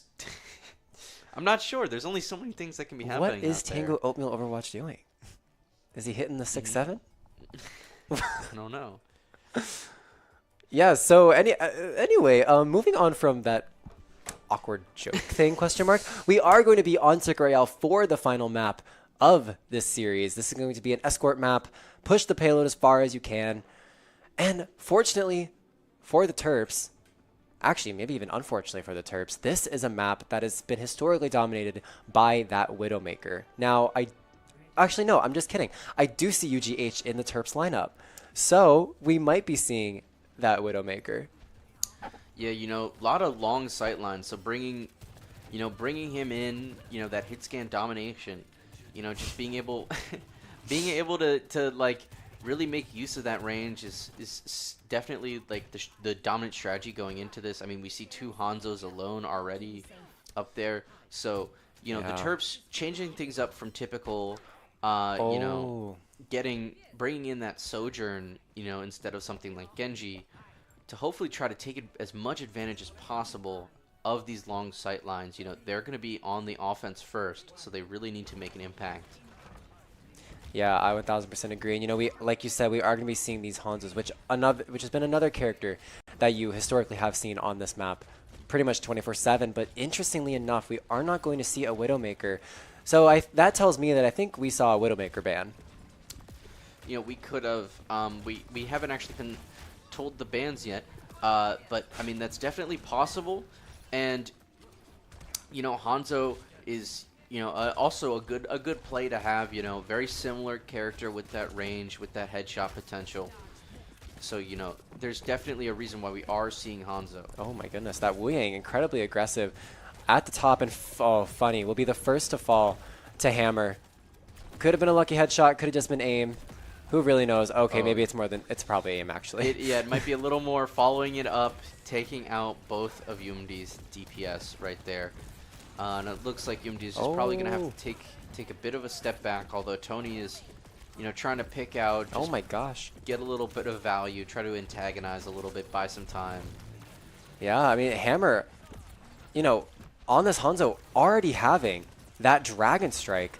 But who else almost has his ultimate? Tony with that Graviton Surge, which historically throughout this match have been a particular thorn in the side for this Warner squad.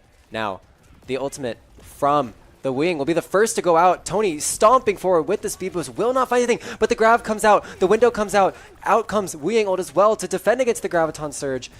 And C3, after all these ultimates, is actually going to be the only one to fall thus far. Yeah, we've got a lot of ult counterplay going on right now. We saw that that Hanzo ult go out, but it looks like everything is going to be coming up Warner, taking everybody out. We saw that Hanzo ult come out first, then we saw that Wu Yang ult, then we saw that Grav. A lot of just counterplay, that BAP window, a lot of ult usage, and it looks like Warner has, really been able to kind of learn some of UMD's typical ult play, typical ult mechanics, and been able to kind of come out winning that ultimate interaction. Oh my gosh. Yeah, now out comes the Kiriko Rush, and Ginja on that Wu Yang will be the first to fall in the fight. And now I think the Terps have finally made a bit of a breakaway, walking into the back line, just cleaning up the remainder of these players with that Kiriko Rush. Only took them about 4 other ultimates to get there, but hey, that will be the first point capture. Yeah, that'll get them the checkpoint, And that's the biggest priority, right? Getting that objective, getting that extra time so that they can perform later on, you know, and they still have that Hanzo ult again. They are unfortunately going to be going against 3 ults to their 1, but we're looking close on Tony's grab, which we know is very powerful. We saw him earlier take charge with that Kitsune rush and really win that interaction, win that team fight. So, you know, it's a good ult to have out of any of them. No, the grab strike combination. Oh, that is just textbook. Yeah, right there. That's just And one of your most classic ultimate interactions right there. And the fight's over in like 2 seconds. Yeah, there's only so much you can do. You know, the Kiriko cleanse only lasts for so long. Once you all get caught in the grab, there's not much that can be done. These Hanzos are going crazy. It's just like a war of Hanzo going back and forth. And now Hanzo looks like he's going to be the target for Tony. And actually, Funny has decided, you know what? You can try to diff me all you want, but I'm just going to hit you in the face. And down he goes. But the Dragon Blade, oh my gosh, Flint actually answering back with 3 kills of his own. But I think it's all for naught. Yeah, really getting close to changing the tide there, but I think UMD is still going to take it out. They're making good progress right now. You know, a little over halfway to that next checkpoint, and coming up with 3 ults to Werner's 2, and Werner's not even close to a 3rd one. You know, they're in a good spot to really keep going in this match and push forward, get that next checkpoint. Tony's grab coming out, being able to take out the Zarya, throwing that Dragon Strike through to get rid of the BAP Immortality, and that is going to be able to clean up BAP with Funnies. And Tony coming in, cleaning up the Wu Yang. Again, just great synergy, great team play right there. You know, really making opportunities for their teammates so that someone else can finish it up, clean it up, and, you know, just really, you know, classic team interactions that we're seeing here. Yeah, very well done from the Terps. The grab on the Zarya, you know, it's not flashy, but sometimes it's really all you need, as well as the Dragon Strike coming out from Funny, just to confirm that kill. I mean, we saw C3 also use the Wing ult. Perhaps it was in a bit of a panic mode, because I didn't even see who he used it on.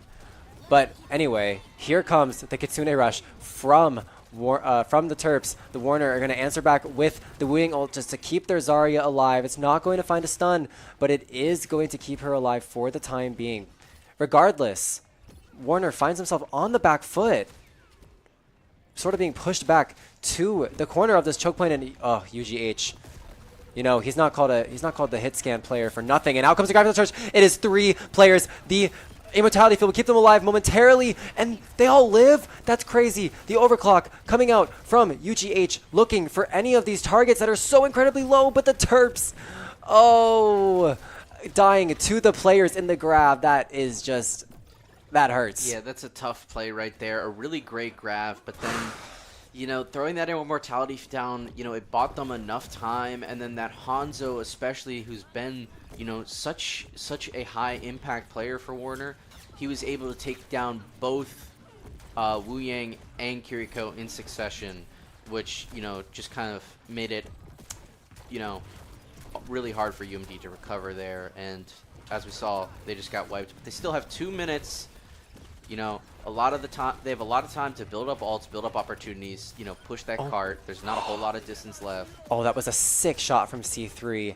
Around the corner, he hits the Zarya, and she is going to fall. And now he's going to put his Wing ultimate onto Tony, and Tony is just going to run in like a madman, finding 2. He does not care. He walks where he wants. Yeah, and then Funny cleaning up that Wu Yang, you know, really great team play again. High impact play. Look at that, boom. Wu Yang ult takes care of that, gets behind the BAP window, takes care of Hanzo, takes care of Genji, gets rid of the biggest problems first. But it looks like UMD is going to fall in this fight while we were watching the replay.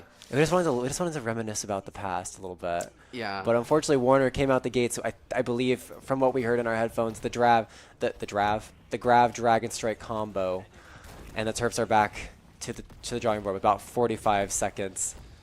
Yeah, we didn't want to see us dying anyways. That's just not interesting. But here comes Warner out with the Dragon Blade and that Wing ult, and that's another quick team fight.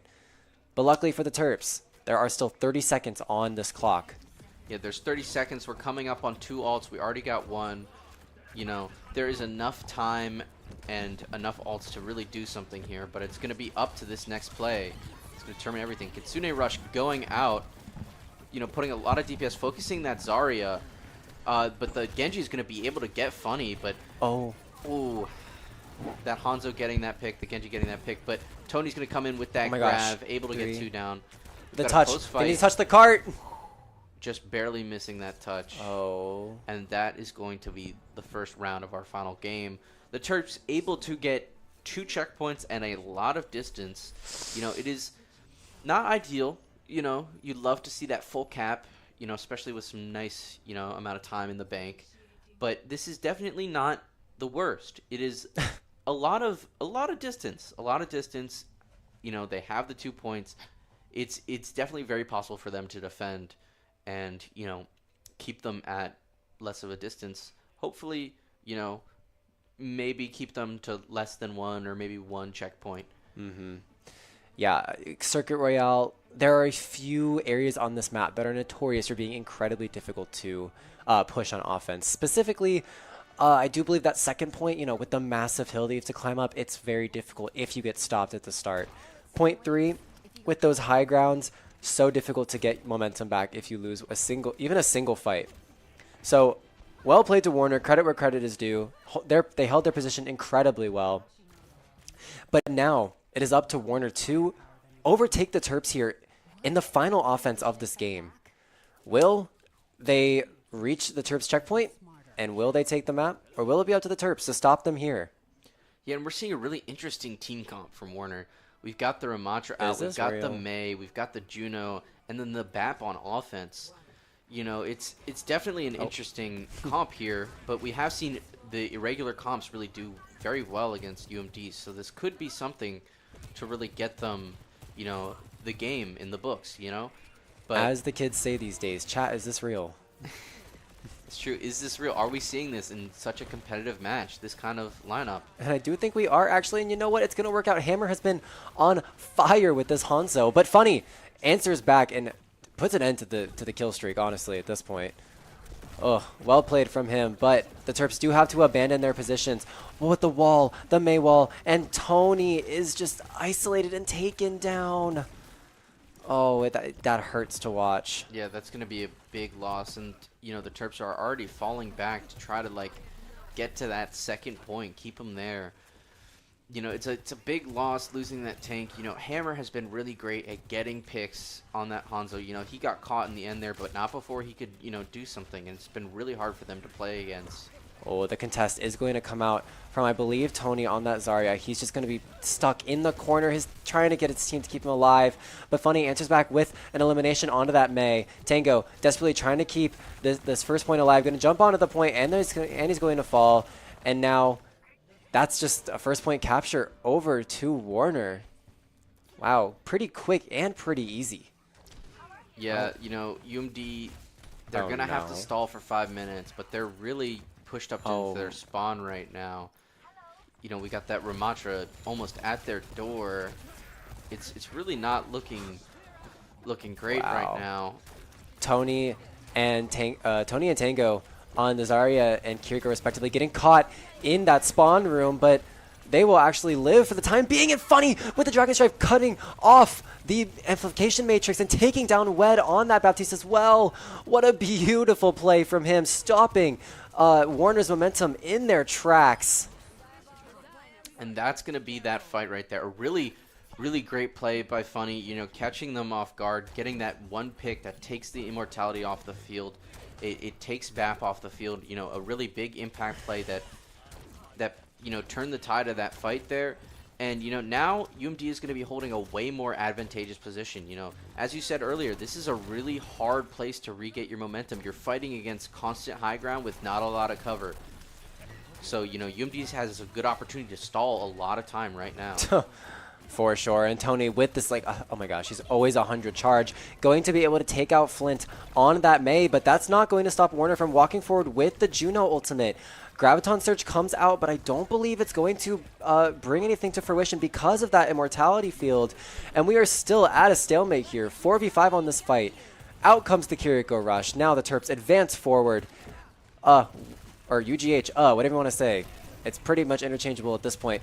Going with that 100 charge, and Tango is going to pick up the elimination onto the Baptiste. And I do think that because the BAP is going to fall, Warner no longer has the sustain, and just kidding, I lied. They are going to keep moving forward, but Tony receiving the wooing ultimate from C3. This fight, there have been like 10 ultimates cast this fight. What is going on? Are we playing Marvel Rivals? Yeah, Warner really just trying to hold on, using those ults to try to buy as much time and keep the momentum, keep the push, because they do not want to be stuck here, and that's very clear. Yeah, they do not want to be caught in this choke point, but the thing is, they've been here for at least a minute and 15, just continuously fighting. And Tony already has another Graviton Surge, or almost is to another Graviton Surge. He started the fight off with it.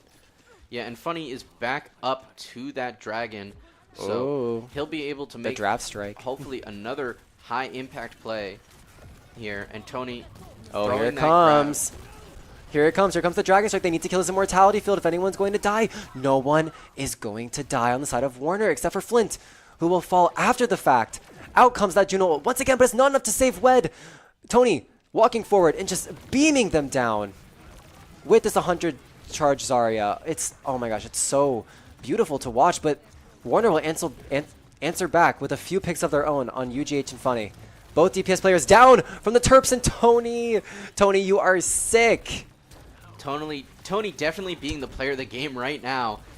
Taking down that Hanzo. We see that Bat Mirror come up. Is it going to be enough, though, that Ram is just trying his best to take down Tony? Oh my gosh. The wooing ultimate going to come out. Stun. Wed. Oh my gosh. He's not going to pick up the elimination. The healing was enough from the Juno to keep him alive. But Flint walking into this Zarya. 100 charge. He's unstoppable right now. Yeah, Tony just staying alive as much as possible, getting these picks, doing so much damage. He's really keeping the Terps alive right now. He's got another Grav already. He's throwing it down. Oh no, the Graviton Surge missed the intended target. He was trying to find that Juno. But it's okay, because the Kiriko Rush from Tango is going to come out, and they're going to aggress forward into this Warner team. But Warner is going to smartly back off, and maybe we'll find just even a second of reprieve from this literal 3 minutes non-stop of fighting. And Tony falls to the overwhelming power of the Juno ult. Funny will take one out with them, but I think we're going to see it. We're finally going to see that second point be captured by Warner. Yeah, a very constant and everyone take long a breath. Fight for that second point. You know, we need a second, but unfortunately the match has to keep going because Warner only has 2 minutes to make it up to UMD's distance. You know, almost full cap. Alt-wise, we're looking pretty similar, but they have that Ramatra ult. You know, a lot of sustain comes with that ultimate, so it's going to be hard for them to combat. But Funny with a nice shot against Wed, taking down their Baptiste. That's going to be a big pick, especially to start out that fight. That Ram ult coming out, getting Tony down. Speaking of big picks, Tony goes down, but UGH in combination with the Dragon Strike is going to take down Chan in his ultimate form, in his Ramatra ultimate form.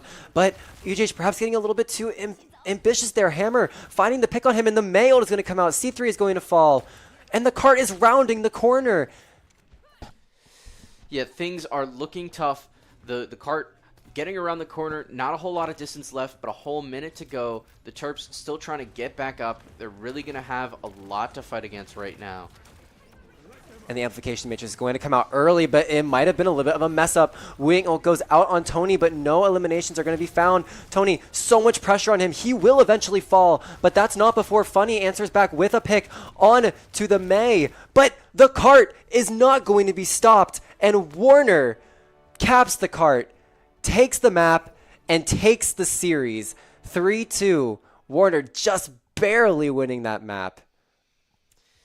And that is heartbreaking to watch and to be a part of. A tough end to that match, especially, you know, just not even getting that last little touch on the card to stall a little bit, just letting it happen. You know, it's tough to see, especially after so much, you know, such a hard fight, and, you know, UMD really trying their best, getting it real close there. You know, that they sat at that second point for minutes and minutes and minutes on end, just constantly fighting. So it's definitely just tough to see it end like that. It's maps like that where, you know, the fighting is going on for 3-4 minutes at a time. There's no real time to take a breath. There's no real time to formulate an actual plan. That it's, you know, it's sort of difficult to figure out where you went wrong. You know, decisions are made in split moment. it's hard to think about like which one cost you the map. So, look, credit where credit's due. Good job to both of these teams. Was an amazing comeback by Warner. UMD slipped up a little bit. That's unfortunate, but they will take that into the next match. Lessons learned is a lesson gained. So, GG to Warner, and just wow, what a match, man. I'm just here. I'm sitting here shocked. Yeah, definitely, definitely a match to remember. We haven't seen anything that hard fought yet this season. So it's definitely going to be